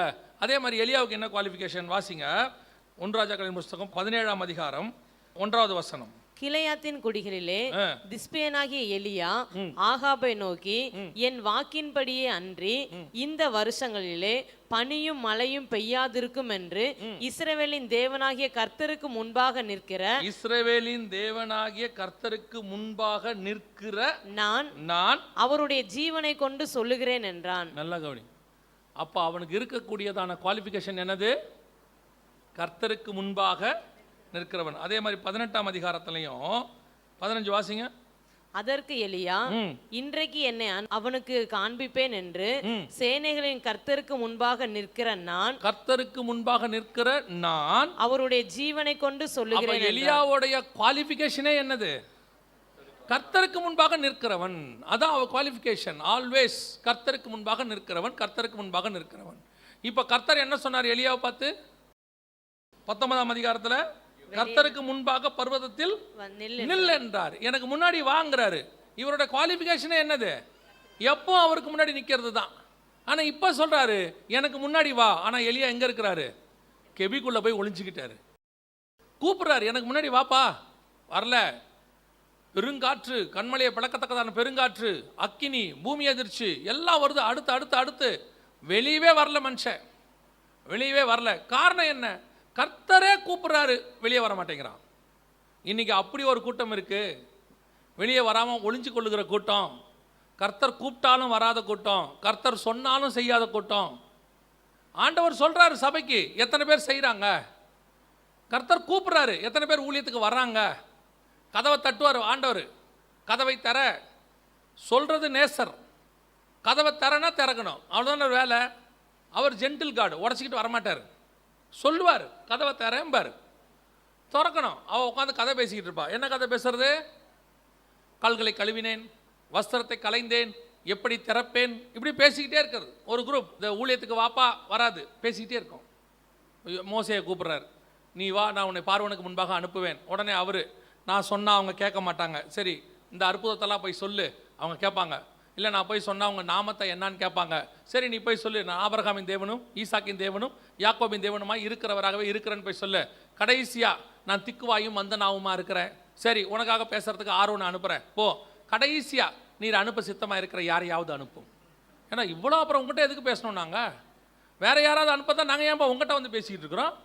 நீ கேட்கறதுக்கெல்லாம் பதில் சொல்கிறாரு. பொறுமையாக தேவன் சொல்கிறார் பாருங்க. அவ்வளோ பொறுமையாக தேவன் பதில் பேசுறது எவ்வளோ பெரிய விஷயம். சர்வ வல்லமை உள்ள தேவன். கேட்குற கேள்விக்கெல்லாம் 5 தடவை பேசுகிறாரு அவங்ககிட்ட, பொறுமையாக பேசிக்கிட்டு இருக்கிறார். எல்லாம் முடிச்சுட்டு கடைசியாக நீங்கள் வேணால் வேற யாரையாவது பாருங்களேன், எப்படி இருக்கும் பாருங்க. வசனம் சொல்லுது, கர்த்தர் கோபம் உண்டவராய். கர்த்தருக்கு என்ன வந்துருச்சு? கோபம். கூப்பிடுறாரு. சர்வ வல்லமை உள்ள தேவன். வந்து நில்லுனா நில்லுப்பா, துறனா துறப்பா, போனா போப்பா, அதான்ப்பா உன் வேலை. நீ யாரு? அவர் உன்னை என்னையும் கூப்பிடுறதே பெரிய விஷயம். அவர் உண்டாக்கின சூரியனையும் சந்திரனையும் நட்சத்திரத்தையும் பார்க்கும் பொழுது மனுஷனை நினைப்பதற்கும் விசாரிப்பதற்கும் அவன் எம்மாத்திரம். எம்மாத்திரம். ஏதோ நமக்கு ஒரு அழைப்பு கொடுக்குறாரு, நமக்கு ஒரு காலிங் கொடுக்குறாரு, நம்மகிட்ட ஒரு ஊழியத்தை கொடுக்குறாரு, நம்மகிட்ட ஒரு காரியத்தை சொல்லி செய்ய சொல்றாரு. அதுக்கு 1008 கேள்வி. இது எப்படி நடக்கும்? நீ கர்ப்பவதியாகி குமாரனை பெறுவாய். நான் புருஷனை அறிய நீ சொல்றோம்ல, நாங்கள் சொல்ற மாதிரி நடக்குமா நடக்காதா? அப்புறம் ஒவ்வொருத்தரும் பைபிளில் நிறைய பேர் பாருங்க, நீ போய் நேர் தெருவில் இருக்கிற பவுல் என்கிறவனை அபிஷேகம் பண்ணு. ஆண்டவரே, அவன் சபைகளை துன்பப்படுத்துகிறவன் அல்லவா? என்னமோ நான் தெரியாத ஒரு ஆளை சொல்லிட்டா மாதிரியும், அது அனனியாவுக்கு தான் தெரிஞ்ச மாதிரியும். ஆண்டவரே, அவன் சபைகள், ஆண்டவர் சொல்றாரு, எனக்கு தெரியும், நீ போ. ஆண்டவருடைய வார்த்தையை பாருங்க, எனக்கு தெரியும், நீ போ. எனக்கு என்ன தெரியாதுன்னு நினச்சிட்டு இருக்கியா? ராஜா பேசும்போது ஏற்று பேசவே கூடாது. அதான் கிங்டம் ரூல். பரலோகத்தினுடைய ரூல் என்ன? ராஜா பேசும்போது எதிர்த்து பேசக்கூடாது. No other words. ராஜா சொல்ற கட்டளைக்கு கீழ்ப்படிய வேண்டியதான் வேலை. வந்து நில்லுனா என்ன செய்யணும்? நிற்கணும். இன்னைக்கு இருக்கிற ராஜாக்களை கொஞ்சம் அவங்களுக்கு கீழே இருக்கிற அசிஸ்டன்ஸ் எதையாவது செஞ்சுட்டாங்க, பிஎஸ்ஓ அல்லது ஆஃபீஸர்ஸோ செஞ்சால் அவங்கள படாத பாடுபடுத்திடுறாங்க இல்லையா? ஏதோ ஒரு ஆஃபீஸர் வந்து ஒரு வேலை செய்ய சொல்கிறாரு, அந்த ஆஃபீஸர் செய்யலைன்னு வச்சுக்கோங்க, தண்ணியெல்லாம் காட்டுக்கு மாற்றிடுறாங்க இமிடியேட். உடனே போட்டு காத்திருப்பு பட்டியலில் தூக்கி போட்டுடுறாங்க. என்னாச்சு? அவர் ஒன்று சொன்னார், அது செய்ய முடியாது, தப்பான காரியம் செய்ய முடியாதுன்னு தூக்கி போட்டாங்க. அவ்வளோ கோவப்படக்கூடியதான இந்த ஆட்கள். ஆனால் நம்ம தேவன் சர்வ வல்லமை உள்ள தேவன். அவர் கூப்பிட்றார், வந்து நில்லு. இன்னைக்கு கர்த்தருடைய சத்தத்துக்கு செவி சாய்க்காத இன்னொரு கூட்டம் இருக்குது. அவங்களுக்கு காரணம் இருக்குது. எலியா வெளியே வராமல் இருக்கிறதுக்கு காரணம் இருக்குது. எப்போவும் முன்னாடி நிற்கிறவர் தான் அவர், எப்போவும் முன்னாடி நிற்கிறவர் தான். ஆனால் இன்றைக்கி அவர்கிட்ட ஒரு பிரச்சனை என்ன தெரியுமா? எலியா standing in the wrong place. நம்ம எல்லாரும் என்ன நினச்சிட்டு இருக்கிறோம்? அந்த வாசிங்க 19ஆம் அதிகாரம் 9 வாசிங்க. அங்கே அவன் ஒரு கெபிக்குள் போய் தங்கினான். இதோ கர்த்தருடைய வார்த்தை அவனுக்கு உண்டாகி எங்க போயிட்டாரு? இப்போ அவரு கெபிக்கு போயிட்டாரு. எந்த கெபிக்கு போயிட்டாரு? 8வது வசனம். அப்பொழுது அவன் எழுந்திருந்து புசித்து குடித்து அந்த போஜனத்தின் பலத்தினால் 40 நாள் இரவும் பகல் ஓரே பெண்ணும் தேவனுடைய பர்வதம் மட்டும் நடந்து போனான். அங்க போயிட்டாரு, போயிட்டு கெபிக்கு போயிட்டாரு. ஏன் கெபிக்கு போயிட்டாரு? ஏசபேல் தேடுறாங்க, கொல்ல பார்க்குறேன். பின்னாடி அவரே சொல்றாரு, நான் ஒருவர் மாத்திரம் மீந்திருக்கிறேன் ஆண்டவரே, என்ன கொல்ல பார்க்குறாங்கப்பா. உடனே ஆண்டவர் சொல்றாரு, எல்லாம் கேட்டு முடிச்சிட்டார் ஆண்டவர். அவன் சொன்ன எல்லா விண்ணப்பத்தையும் என்ன பண்ணிட்டாரு? கேட்டு முடிச்சுட்டு 13 வாசிங்க. அதை எலியா கேட்டபோது தன் சால்வையினால் தன் முகத்தை மூடிக்கொண்டு வெளியே வந்து கெபியின் வாசலில் நின்றான். அப்பொழுது இதோ எலியாவே, இங்கே உனக்கு என்ன காரியம் என்கிற சத்தம் அவனுக்கு உண்டாயிற்று. இவ்வளவு நேரம் என்ன எக்ஸ்பிளைன் பண்ணாம எல்லாம் முடிஞ்சிருச்சு. திருப்பி 13ல சேம் கொஸ்டின். இங்க என்ன பண்ற? சில ஆட்கள் பார்த்துருக்கீங்களா? பதில் பேசுறது ரொம்ப வித்தியாசமா இருக்கும். லேட்டாக வருவான் ஸ்கூலுக்கு. ஏண்டா லேட்டு? கொஞ்சம் லேட் ஆயிடுச்சு. அவன் சொல்கிற பதில், அவங்க என்ன கேட்டாங்க இப்போ, அதுக்கு அவங்க என்ன பதில் சொன்னாங்க, அதில் இவங்களுக்கு என்ன புரிஞ்சிச்சு? பார்த்துருக்கீங்களா? அந்த மாதிரி இவன் எல்லாம் பேசி முடிச்சிட்டான்.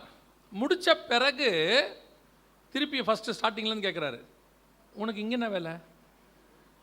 அவன் திருப்பி சேனைகளின் தேவனாகிய கர்த்தாவே, நான் பக்தி வைரமாக இருந்தேன். ஆண்டவர் சொல்கிறாரு, நீங்கள் செஞ்சதெல்லாம் கரெக்டு தம்பி, பட் நிற்கிற இடம் தான் ராங். ஏன் தெரியுமா?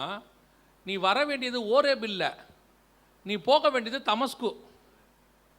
அடுத்த வசனத்தை சொல்வார், நீ தமஸ்குவுக்கு போய் அப்படின்பார். கர்த்தர் அவனை பார்த்து 15, நீ தமஸ்குவின் வழியாய் வனாந்தரத்திற்கு திரும்பி போ. நீ போக வேண்டிய இடம் தமஸ்கு. அது எங்கே இருக்குது? நார்த்து மேலே இருக்குது.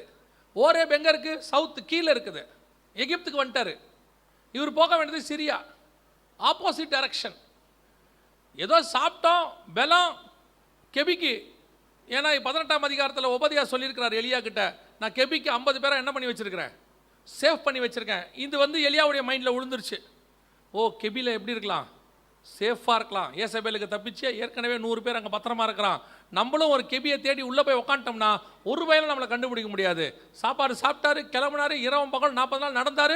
நல்ல சேஃபான ஒரு கெபியை பார்த்தாரு, உள்ளே போத்தாரு, போய் உக்காந்துட்டார். இவர் கூப்பிட்றாரு, கொஞ்சம் முன்னாடி வாயேன். இவன் பார்க்குறான், இப்போ போனால் ஏன் இவர் வெளில கூப்பிட்றாரு, இவர் ஏன் கூப்பிட்றாரு? அப்படியே வெயிட் பண்ணுறான். எதாக இருந்தாலும் பொறுமையாக போவோம், இதுக்கு அர்ஜென்ட்டு. கர்த்தர் சொல்லிட்டு சும்மா இல்லை, வசனம் சொல்லுது, நீ வெளியே வந்து கர்த்தருக்கு முன்பாக பர்வதத்தில் நில் என்றார். அப்பொழுது இதோ கர்த்தர் கடந்து போனார். அப்படி கிராஸ் ஆகுறாரு. கிராஸ் ஆகும்போது அடிக்குது காத்து. எலியா பார்த்தான், ரொம்ப டென்ஷனில் இருக்கிறாரு. ஏன்னா அந்த தேவ மனுஷன் பாருங்க, தேவனை அறிகிற அறிவு அவனுக்கு இருக்கு. பழைய பழக்கம் இருக்கும்ல. ஏன்னா முன்பாவே நின்றுருக்கிறவன் பார்க்குறான். கர்த்தருடைய அப்படி ஒரு கடந்து போனால் கண்மலையெல்லாம் பிளக்குது, டடால் முட்டால்னு. நமக்கு 2 இடி சத்தம் நைட்டு 12 மணிக்கு திடீர்னு கேட்டாலே எப்படி இருக்கு? அடிச்சு நொறுக்குது. அவன் பார்த்தான், வெளியே மட்டும் போயிடக்கூடாது. எலியா வெளியே வரல பாருங்க, அப்படியே நிற்கிறான், உள்ளே நிற்கிறான். ஆண்டவர் பார்த்தாரு, சரி இப்போ இவன் வரமாட்டான் போல, கொஞ்ச நேரம் வெயிட் பண்ணிட்டு. ஆனாலும் அந்த காற்றிலே கர்த்தர் இல்லை. அடுத்து காற்றுக்கு பின் பூமி அதிர்ச்சி. பார்க்குறான், இப்பவும் போகக்கூடாது. எதுக்கு வம்பு? கண்மலையை பிளக்கத்தக்கதான கோபம் இல்லை, ஆனால் கோபம் கொஞ்சம் இப்போ என்னவா இருக்க? குறைஞ்சிருக்கு. ஆனால் இப்பவும் போயிடக்கூடாது.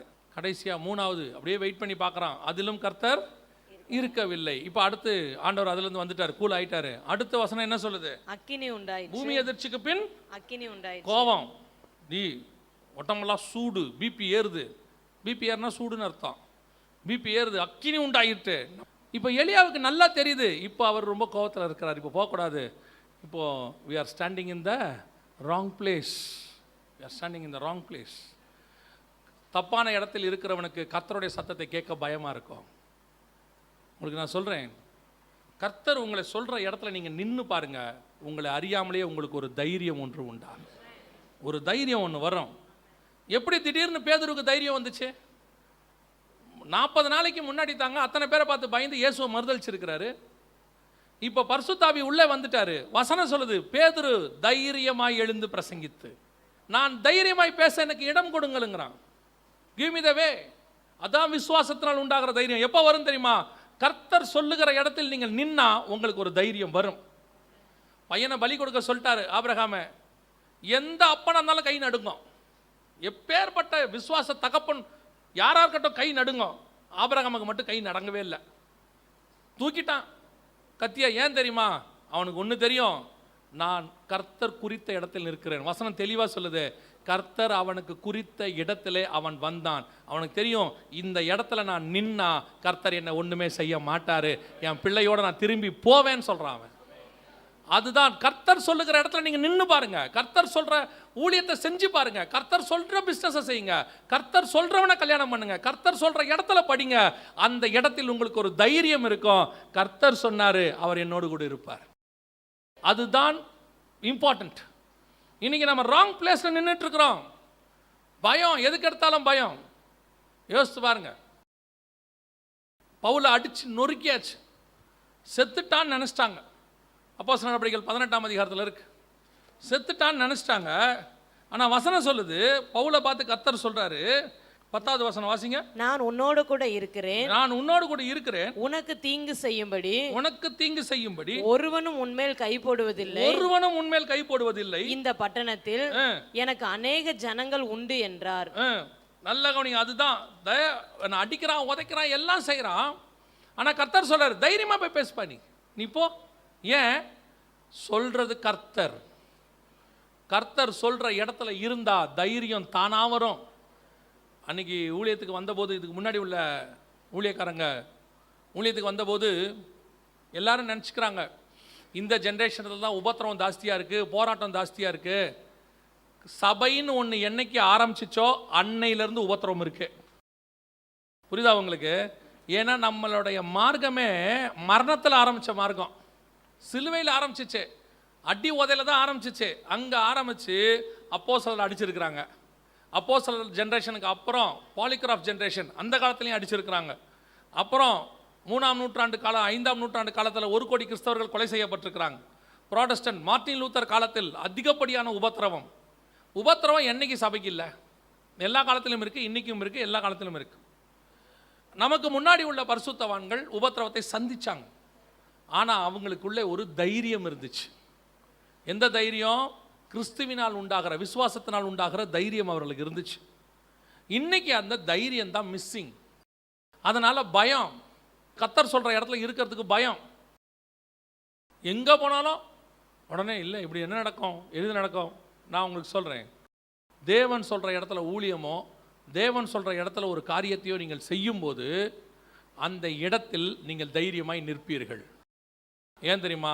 கர்த்தர் கூட உங்களுக்காக நிற்பார். சொன்னது கர்த்தர். தூக்கி யோசேப்பை சிறைச்சாலையில் வச்சாச்சு.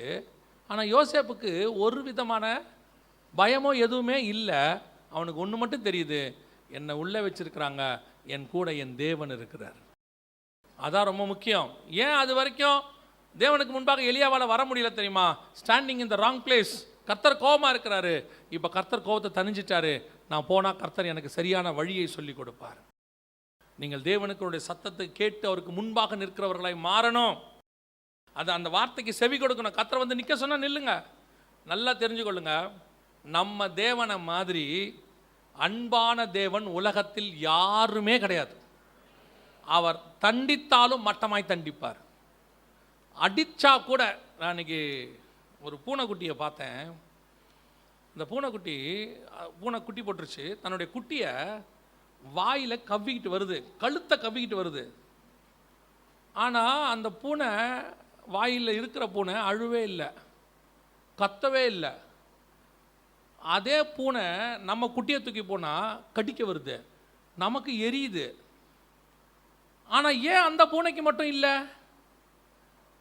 மற்றவனை புறாண்ட தெரிஞ்ச பூனைக்கு தான் குட்டியை வலிக்காமல் எப்படி தூக்கணும்னு தெரியுது. அதுக்கு அதே பல்லு அதே வாய் தான். ஒரு பூனைக்கே அது தெரியுமானால் சர்வ வல்லமை உள்ள தேவனுக்கு நம்மளை எவ்வளோ பொறுமையாக நடத்தணுங்கிறது அவருக்கு நல்லாவே தெரியும். நம்ம எல்லாம் மேட் அப் ஆஃப் மிஸ்டேக்ஸ். நம்மெல்லாம் தவறில் தான் இருக்கிறோம், நிறைய தவறுகள் செஞ்சுருக்கிறோம்.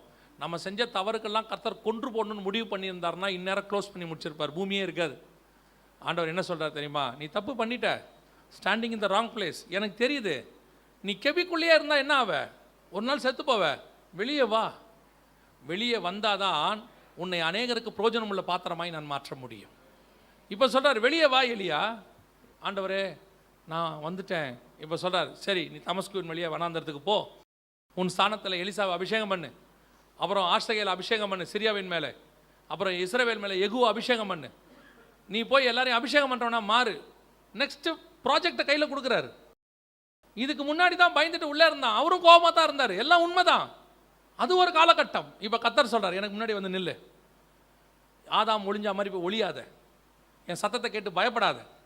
நான் தான் உனக்கு, எனக்கு ஆண்டவர் சொல்லி கொடுத்தது ஒன்றே ஒன்று தான், பாவம் செய்யாதவன் எவனுமே இல்லை. பாவம் செஞ்ச உடனே நமக்கு போக்குறதுக்கு இருக்கிற ஒரே இடம் என்ன தெரியுமா? தேவ சமூகம் மட்டும்தான். ஏன்னா அந்த பாவத்தை மன்னிக்கிற இடம் அங்கே மட்டும்தான் இருக்குது. நம்ம அந்த பாவத்தை மன்னிக்கிறதுக்கு நிறைய இடத்துக்கு போவோம். அந்த பாவம் செஞ்ச உடனே ஒரு டென்ஷன் ஒன்று வரும், பாவம் செஞ்ச உடனே ஒரு வாதை ஒன்று வரும், ஐயோ நான் பாவம் செஞ்சுட்டேனே அப்படின்னு. உடனே நம்ம என்ன பண்ணுவோம் தெரியுமா? அந்த பாவத்தில் இருக்க அந்த டென்ஷனை குறைக்கிறதுக்கு உடனடியாக நம்ம கான்சன்ட்ரேஷனை வேறு பக்கம் என்ன பண்ணுவோம்? டைவர்ட் பண்ணுவோம். ஒரு சிலர் அப்படி வெளியே போவாங்க, ஒரு சிலர் சாப்பிட போவாங்க, ஒரு சிலர் கொஞ்சம் ஏதாவது டிவி என்டர்டெயின்மெண்ட் இப்படி பார்ப்பாங்க. எல்லாம் பார்த்து முடிச்சோன்னா திருப்பி அந்த பாவம் என்ன செய்யும்? அந்த டென்ஷன், ஐயோ பலகீனம் வரும், அப்படியே வரும். இதிலிருந்து நீங்கள் மொத்தமாக விடு பண்ணுன்னா ஒரே ஒரு வழி தான் இருக்குது. முகத்தை மூடிக்கிட்டாவது திருப்பி தேவன்கிட்ட வந்துடணும், அவருக்கு முன்னாடி வந்து நின்றுடணும். நீங்கள் நின்று பாருங்க, அவ்வளவு கோபமாக இருந்த தேவன் அப்படியே அப்சைட் டவுனாக மாறி மன்னிச்சு நம்மளை அடுத்த கட்டத்துக்கு கொண்டு போவதற்கு அவர் வல்லமை உள்ள தேவனாக இருக்கிறார். அதுதான் ரொம்ப முக்கியம். கர்த்தருடைய சத்தத்தை கேட்டு அவருக்கு முன்பாக வந்து நிற்கிறது நல்லது. ஒரு பக்கம் ஆதாம் ஓடி ஒளிஞ்சான், கடைசி வரைக்கும் முன்னாடி வந்து நிற்கலை. ஆனால் எலியா போன்ற ஒரு குரூப் இருக்குது, ஓடி ஒளிஞ்சாலும் திருப்பி என்ன செஞ்சிடறாங்க? வந்துடுறாங்க. இன்னொரு குரூப் இருக்குது கடைசியாக, நான் அதை சொல்லி முடிக்கிறேன். இது இருக்கிறதுலேயே மோசம். வாசிங்க, லூக்கா எழுதின சுவிசேஷம் 4ஆம் அதிகாரம் 29வது வசனம் வாசிங்க. எழுந்திருந்து அவரை ஊருக்கு புறம்பே தள்ளி தங்கள் ஊர் கட்டப்பட்டிருந்த செங்குத்தான மலையின் சிகரத்திலிருந்து அவரை தலைகீழாய் தள்ளி விடும்படிக்கு அவ்விடத்திற்கு கொண்டு போனார்கள். இது இன்னொரு குரூப். யாரு? விசுவாசி. யாரு? முந்தின வசனத்தை வாசிங்க. ஜெப ஆலயத்தில் இருந்த எல்லாரும் இவைகளை கேட்ட பொழுது கோபம் உண்டு எழுந்திருந்து அவரை ஊருக்கு புறம்பே தள்ளி தங்கள் ஊர் கட்டப்பட்டிருந்த செங்குத்தான மலையின் சிகரத்திலிருந்து அவரை தலைகீழாய் தள்ளிவிடும்படிக்கு அவ்விடத்திற்கு கொண்டு போனார்கள். இவங்கெல்லாம் எங்க இருந்தவங்க? ஜெபாலயத்தில் இருந்தவங்க. ஜெபாலயத்தில் இருந்தவங்க, சர்ச்சுக்குள்ள இருந்தவங்க, விசுவாசி. இவங்களே கொஞ்ச நேரத்துக்கு முன்னாடி இன்னொன்று சொன்னாங்க தெரியுமா உங்களுக்கு? இதே ஜனங்க கொஞ்ச நேரத்துக்கு முன்னாடி வேறொன்னு சொன்னாங்க. வாசிங்க 21-22 வாசிங்க. அப்பொழுது அவர் அவர்களோட பேச தொடங்கி, உங்கள் காதுகள் கேட்க இந்த வேத வாக்கியம் இன்றைய தினம் நிறைவேறிற்று என்றார். எல்லாரும் அவருக்கு நற்சாட்சி கொடுத்து அவருடைய வாயிலிருந்து புறப்பட்ட, நல்ல கவனிங்க, அவருடைய வாயிலிருந்து புறப்பட்ட கிருபையுள்ள வார்த்தைகளை குறித்து ஆச்சரியப்பட்டு இவன் யோசேப்பின் குமாரன் அல்லவா என்றார்கள். அவர் அவர்களை நோக்கி, போதும். இப்போ இவர் யாரை பார்த்து பேசியிருக்கிறாரு? தனக்கு சாட்சி கொடுத்தவங்களை பார்த்து, நற்சாட்சி கொடுத்தவங்களை பார்த்து ஆச்சரியப்பட்டு. என்ன வார்த்தை? கிருபையுள்ள வார்த்தை. இந்த அதிகாரத்தை படிச்சுட்டு இருக்கும்போது இந்த வேர்ட், பர்டிகுலர் வேர்ட், அதாவது வசனம் சொல்லுது பாருங்களேன், அவர் வாயிலிருந்து புறப்பட்ட கிருபையுள்ள வார்த்தைகளை குறித்து எனக்கு ஆண்டவர்கிட்ட இந்த வசனத்தை படிக்கும்போது ஆண்டவர்கிட்ட ஒரு சின்ன ஜெபம், ஆண்டவரே நீரே கிருபை உள்ளவராகத்தான் பேசியிருக்கிறீர் இல்லையா, நம்ம எதுக்கு கடினமாக பேசணும், நாமளும் இந்த சாஃப்டாக பேசுகிற மாதிரி அப்படின்னு நினச்சிக்கிட்டே இருக்கும்போது ஆவியானவர் சொல்கிறாரு, தொடர்ந்து படி, அங்கேயே ஸ்டாப் ஆகாத, என்ன செய்ய, தொடர்ந்து படி. இப்போ கிருபையுள்ள வார்த்தைகளை பேசினாரு, எல்லாரும் நற்சாட்சி சொன்னாங்க. ஐயா சூப்பர்யா, உங்களை மாதிரிலாம் யாரும் பேசுனதே இல்லையா, செமையா எல்லாம் சொல்லிட்டாங்க. இப்போ தான் ஆரம்பிக்கிறாரு. என்ன ஆரம்பிக்கிறாரு, அவர் அவர்களை நோக்கி, வைத்தியனே உன்னைத்தானே குணமாக்கிக்கொள் என்கிற பழமொழியை சொல்லி இப்போ தான் மெசேஜ் சூடு பிடிக்க தொடங்குது. சூடு பிடிக்க தொடங்கின உடனே எந்த விசுவாசி கேட்டுக்கிட்டு இருந்துச்சோ, யார் நற்சாட்சி கொடுத்தானோ, யார் கிருபை உள்ள வார்த்தைன்னு சொன்னானோ, அவனே செஞ்ச வார்த்தை என்னன்னா, எழுந்திருந்து அவரை ஊருக்கு புறம்பே தள்ளி தங்கள் ஊர் கட்டப்பட்டிருந்த செங்குத்தான மலையின் சிகரத்திலிருந்து அவரை தலைக்கீழாய் தள்ளி விடும்படி அவ்விடத்துக்கு கொண்டு போனார்கள். கொலை பண்ணவே ரெடி ஆயிட்டான், க்ளோஸ் பண்ண முடிவாயிட்டான். கிருபை உள்ள வார்த்தையை பேசினா கேட்கறதுக்கு தயாரா இருக்கிற கூட்டம், கண்டிக்கிற வார்த்தையை பேசினா கேட்க தயாரா இல்லை. நான் புறஜாதியாரை குறித்து பேசவில்லை. ஆதாம் பாவம் செய்தான், ஓடி ஒளிஞ்சிட்டான். Elijah standing in the wrong place, உணர்த்தப்பட்ட போது திரும்பி வந்துட்டார். ஆனால் இன்னொரு கூட்டம் இருக்கு, துணிகரமான கூட்டம். சத்தியத்தை சொல்லணுன்றனால சத்ருவாய் மாறுறோம். நாங்கள்லாம் நிறைய பேர் சத்தியத்தை சொல்றதுனால என்னவா மாறுறாங்க, சத்ருவா மாறுறாங்க. ஒரு கூட்டம் எழும்புது அகைன்ஸ்டா, அவ்வளோதான். அந்த ஊழியக்காரனை ஒழிச்சு கட்டணும் முடிவு கட்டிடும், ஏதாவது செஞ்சிடணும். ஏன் இவர் மட்டும் இந்த மாதிரிலாம் பேசுகிறாரு? இப்போ ஏசு இங்கே ஏதாவது தப்பாக பேசினாரா? அந்த 23ஆம் வசனத்துல இருந்து 27ஆவது வசனம் வரைக்கும் இயேசு பேசுகிறாரு. ஏதாவது தப்பாக பேசினாரா? பர்ஃபெக்டாக பேசுகிறார். சாரிபாத் விதவியின் காட்டியும் நாகமான் குஷ்டரோகத்தை பற்றியும் பேசுகிறார். பேசி முடித்த உடனே கோபம் வந்துருச்சு. ஏன்? அவங்களுக்கு சாதகமாக பேசுகிற வரைக்கும் ஏற்றுக்கொண்டாங்க. அவங்ககிட்ட இருக்கிற தப்புகளை குற்றங்களை சுட்டி காட்டும் போது அவனுக்கு என்ன பிடிக்கல, என்ன இந்த மாதிரிலாம் பிரசங்கம் பண்ற, நீயே பிடிச்சி தள்ளி இவனை தூக்கி கொலை பண்ணுட்டா. பிலாத்துவாது கொலை பண்றதுக்கு முன்னாடி கேள்வி கேட்குறான், இவர் என்ன பண்ணாரு ஏது பண்ணாருன்னு. இவருக்கு கேள்வியே கிடையாது, சத்தியத்தை பேசினா தூக்கி கொல்றாங்கிறான். அப்படி ஒரு கூட்டம் இன்னைக்கு சர்ச்சில் உட்காந்துருக்கோம். உண்மையாக பேசினா பிடிக்காது, சத்தியம் பேசினா பிடிக்காது.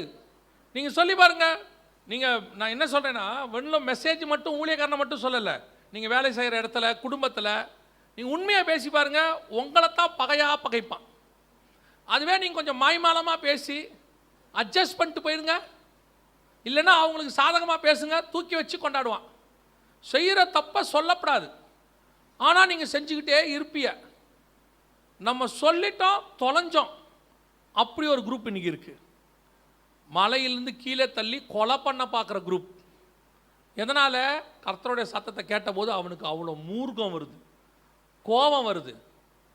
ஒரு கூட்டம் பேதுரு எழுந்திருச்சு பேசும்போது நேரடியாக குற்றம் சாட்டுறான் பேதுரு, நீங்கள் அவரை சிலுவையில் அறைந்து கொலை செய்தீர்கள், பிதாவாகிய தேவன் அவர்களை உயிரோடு கூட எழுப்பினார், நாங்கள் அதற்கு சாட்சிகளாக இருப்பீர்கள். இந்த வார்த்தைகளை அவர்கள் கேட்டபோது இருதயத்தில் குத்தப்பட்டவர்களாகி, ஒரு குரூப் இருக்கு, சத்தியத்தை சொல்லும் போது இருதயத்தில் குத்தப்பட்டு ஏற்றுக்கொண்டு ஆண்டவர்கிட்ட ஊழியக்காரன்ட்ட வந்து, பாஸ்டர் நீங்கள் இந்த வாரம் பேசுனீங்க, ரொம்ப யூஸ்ஃபுல்லாக இருந்துச்சு, கர்த்தர் என் கூட பேசினார், அது ஒன்று இருக்கு. இன்னொரு கூட்டம், அதென்ன இவர் இன்னும் ஓவராக பேசுகிறாரு, என்னமோ இவர் தான் சத்தியத்திலே சபையை நடத்துகிற மாதிரி, இவர் தான் பேசுகிற மாதிரி, அவர் வேணுன்ட்டு எங்களையே குறி வச்சு தாக்குறாரு. இன்னைக்கு ஒரு கூட்டம் உட்காந்துருக்கு சர்ச்சில், உட்காந்துக்கிட்டு அப்படியே பார்த்துக்கிட்டு இருக்கோம். என்ன சொன்னாலும் குற்றம் கண்டுபிடிக்கும், எது சொன்னாலும் குற்றம் கண்டுபிடிக்கும், சுயநீதி. இன்னைக்கு சத்தியத்துக்கு செவி கொடுக்காமல் எதிர்த்து நிற்கிற கூட்டம் ஒன்று இருக்கிறது. இது திருந்தாது, இது திருந்தாது, இது அகைன்ஸ்ட். தேவனையே கொலை பண்ண பார்க்குறான்னா பார்த்துங்களேன், சபையே ஒழிக்க பார்த்துருவான், சபையே உடச்சிருவான். கொஞ்சம் யாரே, அதான் பெரிய கொடுமை இந்த கடைசி காலத்தில். நான் சொல்லிட்டு முடிக்கிறேன், கவனிங்க. இந்த கடைசி காலத்தில் இருக்கிற பெரிய கொடுமை என்னென்னா, நான் சொல்கிறது 30 வருஷத்துக்கு முன்னாடி நான் சபைக்கு வந்த காலத்தில் சொல்கிறேனே, ஏதாவது பேசினா இருதயத்தில் குத்தப்பட்டவராகி போய் நம்ம ஒப்புரவாக்குவோம். சில நேரத்தில் ஊழியக்கார்ட்ட போய் சொல்லுவோம், சில நேரத்தில் சொல்ல மாட்டோம். நம்மளே போய் ஜெபம் பண்ணி ஆண்டவரே என்ன மன்னிங்கன்னு கதறுவோம், அழுவோம். இதெல்லாம் நடந்துச்சு. ஊழியத்தை ஒழிக்கணும்னு நினைக்கிறான், சர்ச்சை 2ஆக பிரிக்கணும்னு நினைப்பான், ஊழியக்காரனை பற்றி ஏதாவது ஒரு வாட்ஸ்அப்பில் போட்டு விட்ருவான், அவங்க வாட்ஸ்அப் குரூப் ஒன்று ஆரம்பித்து அதில் பாஸ்டரை பற்றி கண்டபடி போட்டு விட்ருவான், அப்புறம் யூடியூப்பில் போட்டு விட்ருவான். அவனோட நோக்கம் என்ன? மலை மேலேருந்து கீழே தள்ளுறது, எப்படியாவது ஊழியத்தை கீழே தள்ளுறது, ஊழியக்காரனை கீழே தள்ளுறது, ஊழியக்காரன் குடும்பத்தை கீழே தள்ளுறது. நான் திருப்பியும் சொல்கிறேன், சத்தியத்தை நீங்கள் பேசுவதனாலே ஒரு கூட்டம் இப்படி எழும்பினால் அது நல்லது. கர்த்தர் உங்கள் பட்சத்தில் நிற்பார், தள்ளுகிறவர்கள் இல்லாமல் போவார்கள், உங்களையும் என்னையும் கர்த்தர் உயர்த்தி மேலே உட்கார வைப்பார். அங்கே பாருங்கள், இயேசு அவர்கள் மத்தியிலிருந்து கடந்து போனார்னு இருக்கும். கடைசியில் அவன் இருக்கான், இயேசு உயர்த்தப்பட்டு விட்டார். அதே தான் காரியம் கர்த்தர் செய்வார். சத்தியத்தை தைரியமாக பேசுங்க. கர்த்தருடைய சத்தத்துக்கு அதே மாதிரி கர்த்தர் உங்களுக்கு ஒரு காரியத்தை உணர்த்துறாரா, உணர்றதுக்கு ஒப்பு கொடுங்க. உணர்த்தும் போது அதுக்கு ஒப்பு கொடுங்க. ஆமாம் ஆண்டவரே, சவுலுக்கும் தாவீதுக்கும் ஒரே வித்தியாசம்தான். சாமுவேல் உணர்த்தும் போது சவுல் அதற்கு எதிர்வினையாற்றினான், அதுக்கு காரண காரியங்களை சொல்லுகிறான். ஆனால் தாவீது ஒரே வார்த்தை, நானே அந்த மனுஷன், ஐ ஆம் த கல்பிரிட். அவ்வளோதான், வேலை முடிச்சு. பாருங்க, சவுலின் ராஜ்யபாரம் இல்லாமல் போய்விட்டது, தாவீதின் ராஜ்யபாரம் இயேசு கிறிஸ்து வரைக்கும் நிலை நின்று விட்டது. நீங்கள் ஒத்துக்கிற சுபாவம் வந்துருச்சுன்னா முடிஞ்சிருச்சு. குற்றத்தை அடுத்தவன் மேலே போடுறதுங்கிறது பிசாசுடைய சுபாவம். அவன் தான் குற்றம் சாட்டுகிறவன். ஆதாம போய் கேட்டார், பழம் சாப்பிட்டியா? இந்த அம்மா தான் சொல்லிச்சு. அந்த அம்மாவை கேட்டார், பழம் சாப்பிட்டியா? பாம்பு சொல்லிச்சு. கடைசி வரைக்கும் 2 பேரும் நான் தான் சாப்பிட்டேன்னு சொல்லவே இல்லை. 2 பேரும் சொல்ல. வசனம் சொல்லிச்சு, உங்கள் 2 பேர் நிமித்தம் பூமி சபிக்கப்பட்டு இருக்கும், சாபமான பூமியில் போய் குடியிருங்க போங்க. கர்த்தர் உங்களை சபிக்கிறாரே இல்லையோ, நீங்கள் இருக்கிற இடத்த என்ன பண்ணிடுவார்? சபிச்சு விட்டுருவார். போ, அது முள்ளும் குறுக்கும் பிறப்பிக்கும். நிறைய பேர் அப்படி இருக்கான். கர்த்தருடைய சத்தத்துக்கு செவி சாய்க்காத அனுபவம். உடனடியாக என்ன பண்ணுறது தெரியுமா? அடுத்தவன் மேலே பழிய போடுறது. அவர் வேணுன்ட்டே செய்கிறாரு, இவர் வேணுன்ட்டே சொல்கிறார். நீங்கள் ஒன்று மட்டும் செய்யுங்க, நான் தான் அந்த மனுஷன், நான் தான் பாவம் செய்தேன். தானியேல் சொல்கிறார் பாருங்க, முற்பிதாக்கள் பாவம் செய்தார்கள், ஆனால் அவர் சொல்கிறாரு, நாங்கள் பாவம் செய்து. அப்படி நீங்கள் ஒற்றுக்கொள்ளும் போது வசனம் சொல்லுது, எனக்கு பிரியமான புருஷனாகிய தானியேலே. நீ ஒத்துக்கிட்டீங்கன்னா யாரு? எனக்கு பிரியமானவன். இன்னைக்கு கடைசி காலத்தில் சபை கர்த்தருடைய சத்தத்தை கேட்டு ஒன்று ஓடி ஒளிஞ்சிடுது இல்லையா? கெபிக்குள்ளே போய் மறைஞ்சிக்குது. வந்துடுற கூட்டம் ஒன்று இருக்கு. ஒரு கூட்டம் ஓடி ஒளிஞ்சிருச்சு, வரல. ஒரு கூட்டம் திரும்பி வந்துருச்சு. ஒரு கூட்டம் தேவனுக்கே விரோதமாக, வார்த்தைக்கு விரோதமாக, பேசுகிறவர்களுக்கு விரோதமாக அவர்களை ஒழிச்சு கட்டணுங்கிற முடிவுக்கு வந்துச்சு. இந்த கூட்டம் தான் இப்போ கடைசி காலத்தில் எப்படி இருக்கு? அதிகமாக இருக்குது. எல்லா சபையிலையும் இப்படி ஒரு குரூப்பிசம் இருக்குது. எல்லா சபையிலும் ஒரு குரூப்பிசம். ஊழியக்காரனுக்கு, அவன் குடும்பத்துக்கு பேசுகிற வார்த்தைக்கு எதிராக. நான் உங்களுக்கு ஒரு ஆலோசனை சொல்லுகிறேன், சரியா? இது ஒரு சகோதரனாக உங்களுக்கு ஆலோசனை சொல்கிறேன். நீங்கள் இருக்கிற சபையில் உங்களுக்கு எதிராக பேசப்படுவதாகவோ, உங்களுக்கு பிடிக்காத காரியம் பேசப்படுவதாகவோ, அல்லது உங்களுக்கு அது தப்பாக பட்டாவோ, நீங்கள் ஒன்று செய்யுங்க, முழங்கால் போட்டு அந்த ஊழியக்காரனுக்காக ஜெபம் பண்ணுங்க. ஆண்டவர், எனக்கு இப்படி தப்பாக தெரியுது, அது சரியா தப்பான்னு ஜெபம் பண்ணுங்க. கர்த்தர் உங்களுக்கு உண்மையை வெளிப்படுத்துவதற்கு வல்லமை உள்ளவராக இருக்கிறார். ஏன் தெரியுமா? மோசே இந்த ஓய்வு நாளில் சொல்லி பொறுக்கிற ஒருத்தனை பிடிச்சிட்டு வந்துட்டாங்க. மோசே என்ன பண்ணுறாரு தெரியுமா? உடனே தண்டனை கொடுக்கல. அவனை என்ன பண்ணுங்க, கொஞ்சம் வெயிட் பண்ண சொல்லுங்கள், நான் கர்த்தர்கிட்ட போய் உத்தரவு கேட்டு வரேன்றார். கர்த்தர் சொல்கிறாரு, அது ஓய்வு நாளில் சொன்னால் என்னென்ன செய்யணும்னு செய்ய சொல்லிட்டார். செஞ்ச உடனே ஒரு கூட்டம் எழும்பிருச்சு, கோரா கூட்டம் எழும்பி, எப்படி நீங்கள் இப்படி செய்யலாம்? உங்களுக்கு இந்த அதிகாரத்தை கொடுத்தது யாரு? நீங்கள் மிஞ்சி போகிறீர்கள், ஓவரா பண்ணுறீங்க. அவன் யார் சொல்லி செஞ்சான்? ஆனால் அந்த கர்த்தர் கோராகு கிட்ட சொல்லலை. அவர் சொன்னது யாருக்கிட்ட? மோசே கிட்ட. பல நேரத்தில் மோசே கிட்ட சொன்னது உங்களுக்கு தெரியாது. மோசையை நடத்துகிற விதம் உங்களுக்கு தெரியாது. உங்கள் பார்வையில் அது தப்பாக தெரியும், கர்த்தருடைய பார்வையில் அது சரியாய் தெரியும். அது உங்களுக்கு கண்ணியாய் விளங்குங்கிற, அதுக்கு தான் சொல்கிறேன். சில நேரத்தில் நம்ம பார்க்குறது எல்லாமே நமக்கு தப்பாக தெரியும், ஆனால் தேவன் கரெக்டாக செய்வார். தேவன் செய்கிறது எல்லாம் நம்மளால் புரிஞ்சிக்க முடியாது. அதனால தான் சொல்கிறேன், நீங்கள் தப்பாய் அதற்கு விரோதமாய் எழும்பி பேசிவிட்டால் அதற்கான ஆக்கினை உங்களுக்கு கிடைக்கும். அதுக்கு பதிலாக பேசாதிருங்கள், ஜெபம் பண்ணுங்க. அதனை சரியான காரியத்தை கர்த்தர் உங்களுக்கு தெரியப்படுத்துவார். ஊழியக்காரருக்கும் சரி, சக விசுவாசிக்கும் சரி, அபிஷேகம் பண்ணப்பட்டவர்களுக்கு விரோதமாய் பேசாதிருங்கள். நீங்கள் விட்டுருங்க, கர்த்தர்கிட்ட ஒப்பு கொடுத்துருங்க. கர்த்தர் நீதி செய்ய வல்லமை உள்ளவராய் இருக்கிறார். அவர் நீதியுள்ள நியாயாதிபதி. இன்னும் சொல்ல போனால் விசுவாசிக்கு நீதி செய்கிறதுக்கு முன்னாடியே ஊழியக்காரனுக்கு செஞ்சுட்டு தான் வருவார். ஏன்னா எசேக்கியேல் புத்தகத்தை சொல்லுது, நியாய தீர்ப்பு எங்கே தொடங்கணுமா?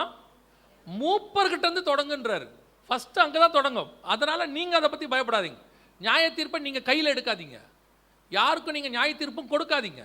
ஒன்று மட்டும் செய்யுங்க, ஆண்டவரே இந்த ஊழியக்காரருக்காக நான் ஜெபிக்கிறேன், நீர் அபிஷேகம் பண்ணதை பாருங்கள். அப்பேற்பட்ட சவுலுக்கு தாவீது ஜெபிக்கிறான். சவுல் மேலே கை போட யோசிக்கிறான். அதே தான் நான் உங்களுக்கும் சொல்லுகிறேன். கடைசி காலத்தில் வசனத்தை பேசுகிற ஊழியக்காரர் மேலே உங்களுக்கு கோபம் வருதா? உங்களை ஆராய்ந்து பாருங்கள். சில நேரங்களில் கர்த்தருடைய வார்த்தை சத்தம் உங்களுக்கு கடினத்தை உண்டாக்குதா, கஷ்டத்தை உண்டாக்குதா, குத்துதா, ஒப்பு கொடுங்க. மாறாக விரோதமாக மட்டும் எழும்பாதீங்க. அது கண்ணியாக முடியும். அல்லேலூயா. நாம் ஜெபிக்க போகிறோம் தேவ சமூகத்தில். எல்லாம் எழுந்திருப்போமா? நாம் எல்லாம் இந்த 3 பேரில் நீங்கள் யாராக இருக்கிறீங்கன்னு பாருங்கள். ஒன்று, சத்தத்தை கேட்டு மரத்துக்கு பின்னால் ஒளிந்து கொள்ளுகிற கூட்டம். 2, சத்தத்தை கேட்டு ஆனால் மனம் திரும்ப வேண்டும் என்று திரும்பி வருகிற கூட்டம். இன்னொன்று, சத்தத்தை கேட்டு கோவப்பட்டு பேசுகிறவனையே கொலை செய்யணும்னு நினைக்கிற கூட்டம். இதில் நாம் எங்கே இருக்கிறோன்னு பாருங்கள். இது என் நேசருடைய சத்தம். சபையில் சர்ப்பம் பேசலை, கர்த்தர் பேசுகிறார். அப்படி பேசும்போது அந்த சத்தத்துக்கு நீங்கள் செவி கொடுக்கிறீர்களா, இல்லை ஓடி ஒளிஞ்சிக்கிறீங்களா? இன்னைக்கு எலியா மாதிரி திரும்பி வருகிற கூட்டத்தை கர்த்தர் விரும்புகிறார். உனக்கு இன்னும் ஒரு வாய்ப்பை கொடுக்கிறார். எனக்கு முன்பாக வந்து நில். நீ ராங்கா ஓடி இருக்கலாம்ப்பா, நீ பழத்தை சாப்பிட்ருக்கலாம்ப்பா, நீ கெபிக்குள்ளே போய் மறைஞ்சிருக்கலாம்ப்பா, நீ மரத்துக்கு பின்னாடி ஒளிஞ்சிருக்கலாம்ப்பா. பட் வந்து எனக்கு முன்னாடி நில்ல. நான் உன்னுடைய அடுத்த பிளானை உங்ககிட்ட சொல்கிறேன். உன் பாவத்தை மன்னித்து அதை சரி பண்ணக்கூடிய தேவன் நான் என்று ஆண்டவர் சொல்லுகிறார். உன் பாவத்தை வேறு எங்கே போயும் உன்னால் சரி பண்ணிக்க முடியாது. ஒருவேளை நீங்கள் தப்பு பண்ணிட்டீங்கன்னா அதை சரி பண்ணுற பொறுப்பு தேவன்கிட்ட தான் இருக்குது. உங்களால் அதை சரி பண்ண முடியாது.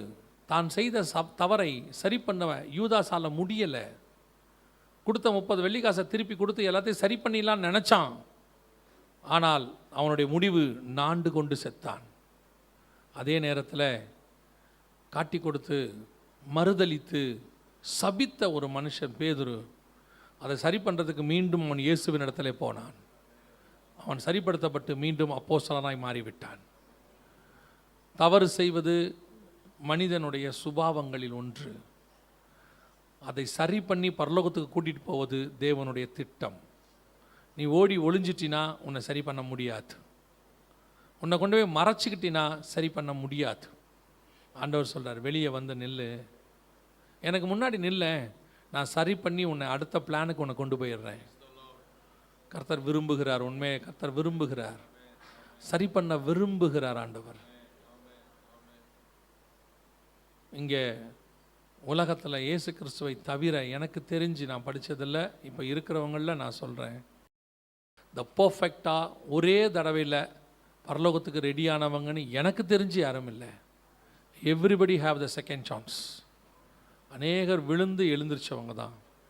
ஒருவேளை நீ விழுந்திருந்தீன்னா உன்னை எழுந்திரிக்கிறதுக்கு கர்த்தர் வாய்ப்பு கொடுக்குறார். நீ எழுந்திரிக்க கர்த்தர் வாய்ப்பு கொடுக்குறார். முகத்தை மூடிக்கிட்டு வந்து நின்றுடு முன்னாடி. அவர் பூமி அதிர்ச்சி மாதிரி கோவப்படுறவர் தான். அவர் பட்சிக்கிற அக்கினி தான்.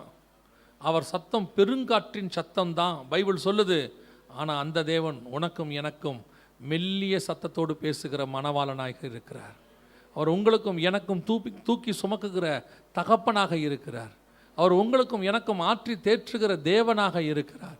அவர் உங்களுக்கும் எனக்கும் பரிந்து பேசுகிற சகோதரனாக இருக்கிறார். அவர் உங்களுக்காகவும் எனக்காகவும் ஆட்டுக்குட்டியின் இரத்தத்தை வைத்துக்கொண்டு பிதாவுக்கு முன்பாக மன்றாடுகிற தேவனாக இருக்கிறார். பிரதான ஆசாரியனாக இருக்கிறார். உங்களையும் என்னையும் ஒரு நாளும் கர்த்தர் விட்டு கொடுக்கவே மாட்டார். நீ வந்து மட்டும் நின்று, பரவாயில்ல, அது என்ன பாவமாக இருந்தாலும் சரி, வந்து நின்று. உன்னால் சரி பண்ண முடியாது. கடைசியாய் உன் குதிங்காலை கர்த்தருக்கு நேராக உயர்த்தாதே. உன் குதிங்காலை ஊழியக்காரனுக்கு நேராக உயர்த்தாதே. உன் நாவுகளை ஊழியக்காரனுக்கு விரோதமாய் அசைக்காதே. உன் கரங்களை அவர்களுக்கு நேராக உயர்த்தி குற்றப்படுத்தாதே. உன் பார்வைக்கு அவர்கள் குற்றமுள்ளவர்களாய் இருக்கக்கூடும். அவர்களை அழைத்தவர் அவர்களை திருத்த வல்லமை உள்ளவராய் இருக்கிறார். அவர்களை அழைத்தவருக்கு தான் தெரியும் அவங்க செய்கிறது என்னன்னு சொல்லி. ஒரு 300 பணம் பெருமானம் உள்ளதான தைலப்புட்டியை உடைக்கிறது உன் பார்வைக்கு வேஸ்ட். ஆனால் அவர் பார்வைக்கு அது அபிஷேகம். அது அவர் பார்வைக்கு அபிஷேகம். உன் பார்வைக்கு அது எப்படி இருக்குது தெரியுமா? எதுக்கு இவ்வளோ வேஸ்ட் பண்ணி செலவு பண்ணுறாங்க? ஏன் இந்த செலவு? ஏன் இந்த ஆடம்பரம்? 300 வெள்ளி பணத்தை ஏன் உடைக்கணும்? இதை விற்று தரித்திரர் கொடுக்குறாமே, எத்தனையோ பேர் கஷ்டப்படுறாங்களாமே. நீ சொல்லலாம், the spirit of Judas, the spirit of Judas. கர்த்தர் ஆசீர்வதிக்கிற ஒருத்தனை பார்த்து நீ ஏன் அந்த வார்த்தை சொல்லணும்? கர்த்தர் சொல்றாரு, அவளை விட்டுவிடு. நீ பார்த்தது தைலப்புட்டியோட பணம், நான் பார்க்கறது அந்த ஸ்திரீயினுடைய அன்பு. உனக்கு தைலப்புட்டியோடைய பணத்தினுடைய வேல்யூ தெரியுது இல்லை, ஆனால் அதை உடைச்சது யாருக்கு தெரியுமா? விலையேற பெற்ற தேவனுக்கு. விலையேற பெற்ற தேவனுக்கு.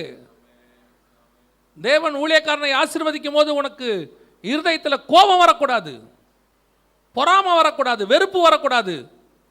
உனக்கு அதன் மேலே ஒரு சந்தோஷம் வரணும். யோபு உபத்திரவப்பட்டான் மட்டும்தான் பார்க்குறோம், ஆனால் 2 மடங்கு ஆசீர்வதிக்கவும் பட்டான் அவன். யாருக்கு விரோதமாகவும் பேசாதீங்க. ஊழியக்காரனுக்கு மட்டும் இல்லை, எந்த விசுவாசி, எந்த புறஜாதியா, யாருக்கு விரோதமாகவும் பேசாதீங்க. நீங்கள் கர்த்தருடைய சத்தத்துக்கு செவி கொடுங்க. உங்களை அவர் உயர்த்த வல்லமை உள்ளவராக இருக்கிறார். நீங்கள் மனம் திரும்பி வந்துடுங்க. திருப்பி அவருக்கு முன்பாக நின்றுடுங்க. ஒருவேளை அவரை முகமுகமாக பார்க்க முடியாட்டி உங்களுடைய சால்வையில் முகத்தை மூடிக்கிட்டாவது வந்து நின்றுடுங்க. காலை பிடிச்சிருங்க. கர்த்தர் மன்னிக்க வல்லமை உள்ளவராக இருக்கிறார். கர்த்தருடைய வார்த்தைக்கு செவி கொடுக்கிறவன் ஒரு நாளும் தோத்து போகவே மாட்டான். கர்த்தருடைய வார்த்தைக்கு கீழ்ப்படுகிறவன் ஒரு நாளும் விழுந்து போக மாட்டான். கர்த்தர் அவனை உயர்த்த வல்லமை உள்ளவராக இருக்கிறார். நாம் ஜெபிக்க போகிறோம். ஒருவேளை கர்த்தர் உன்னோடு கூட இடைப்பட்டு இருப்பாரானால், இந்த வார்த்தை உன்னோடு கூட கடந்து வந்திருக்குமானால், தனிப்பட்ட முறையில் கர்த்தர் என் கூட பேசி இருக்கிறார் நீ சொல்லுவீனா, உன் கரங்களை தேவனுக்கு நேராக உயர்த்தி, ஆண்டவரே, இன்று நீ என்னோடு கூட பேசின வார்த்தைக்காக ஸ்தோத்திரம். நான் அதன்படி என்னை ஒப்பு கொடுக்கிறேன் ஆண்டவரே, என்னை தாழ்த்துகிறேன் ஆண்டவரே. நான் உமக்கு முன்பாக நிற்கிறவனாய் மாறணும் ஆண்டவரே. ஒப்பு கொடுப்போமா? சர்வ வல்லமையுள்ள எங்கள் தகப்பனே, ஒப்பு கொடுத்து கரங்களை உயர்த்தி ஜெபித்து கொண்டிருக்கிற ஒவ்வொருத்தருக்காய் நான் ஜெபிக்கிறேன் அப்பா. நாங்கள் எப்பொழுதும் ஆண்டவரே உமக்கு முன்பாய் நிற்கிறவர்களாய், உடைய வார்த்தைக்கு செவி கொடுக்கிறவர்களாய், உடைய வார்த்தையின்படி கேட்டு அதன்படி செய்கிறவர்களாய், எங்களை சரிப்படுத்தி கொண்டுறவர்களாய் மாற்றுங்கப்பா. ஒரு நாளும் நாங்கள் எழுந்து நின்றக்கூடாது ஆண்டவரே. ஒரு நாளும் நாங்கள் எதிர்த்து நின்றுடவே கூடாது ஆண்டவரே. நாங்கள் கோராக கூட்டமாக மாறிடவே கூடாது ஆண்டவரே. உங்கள் நீதியை புரிஞ்சுக்கிற அளவுக்கு இன்னும் எங்களுக்கு ஞானமே கிடையாது ஆண்டவரே. உங்களுடைய ஆலோசனைகள் அதிசயமானவங்கப்பா. நீங்கள் செய்கிறதெல்லாம் எங்களால் புரிஞ்சிக்க முடியாது ஆண்டவரே. ஒன்று மட்டும் நாங்கள் நம்புகிறோம்ப்பா, நீங்கள் நீதியுள்ள நியாயாதிபதி. நீங்கள் செய்கிறதுல ஒரு தீமையும் இருக்கவே இருக்காது. நாங்கள் எப்போவும் உடைய வார்த்தைக்கு கீழ்ப்படுகிறவர்களாய் மாற்றுங்க. எங்கள் ஆண்டவர் இயேசுவின் நாமத்தில் ஒப்பு கொடுத்து ஜெபிக்கிறோம் எங்கள் ஜீவனுள்ள நல்ல பிதாவே, ஆமென்.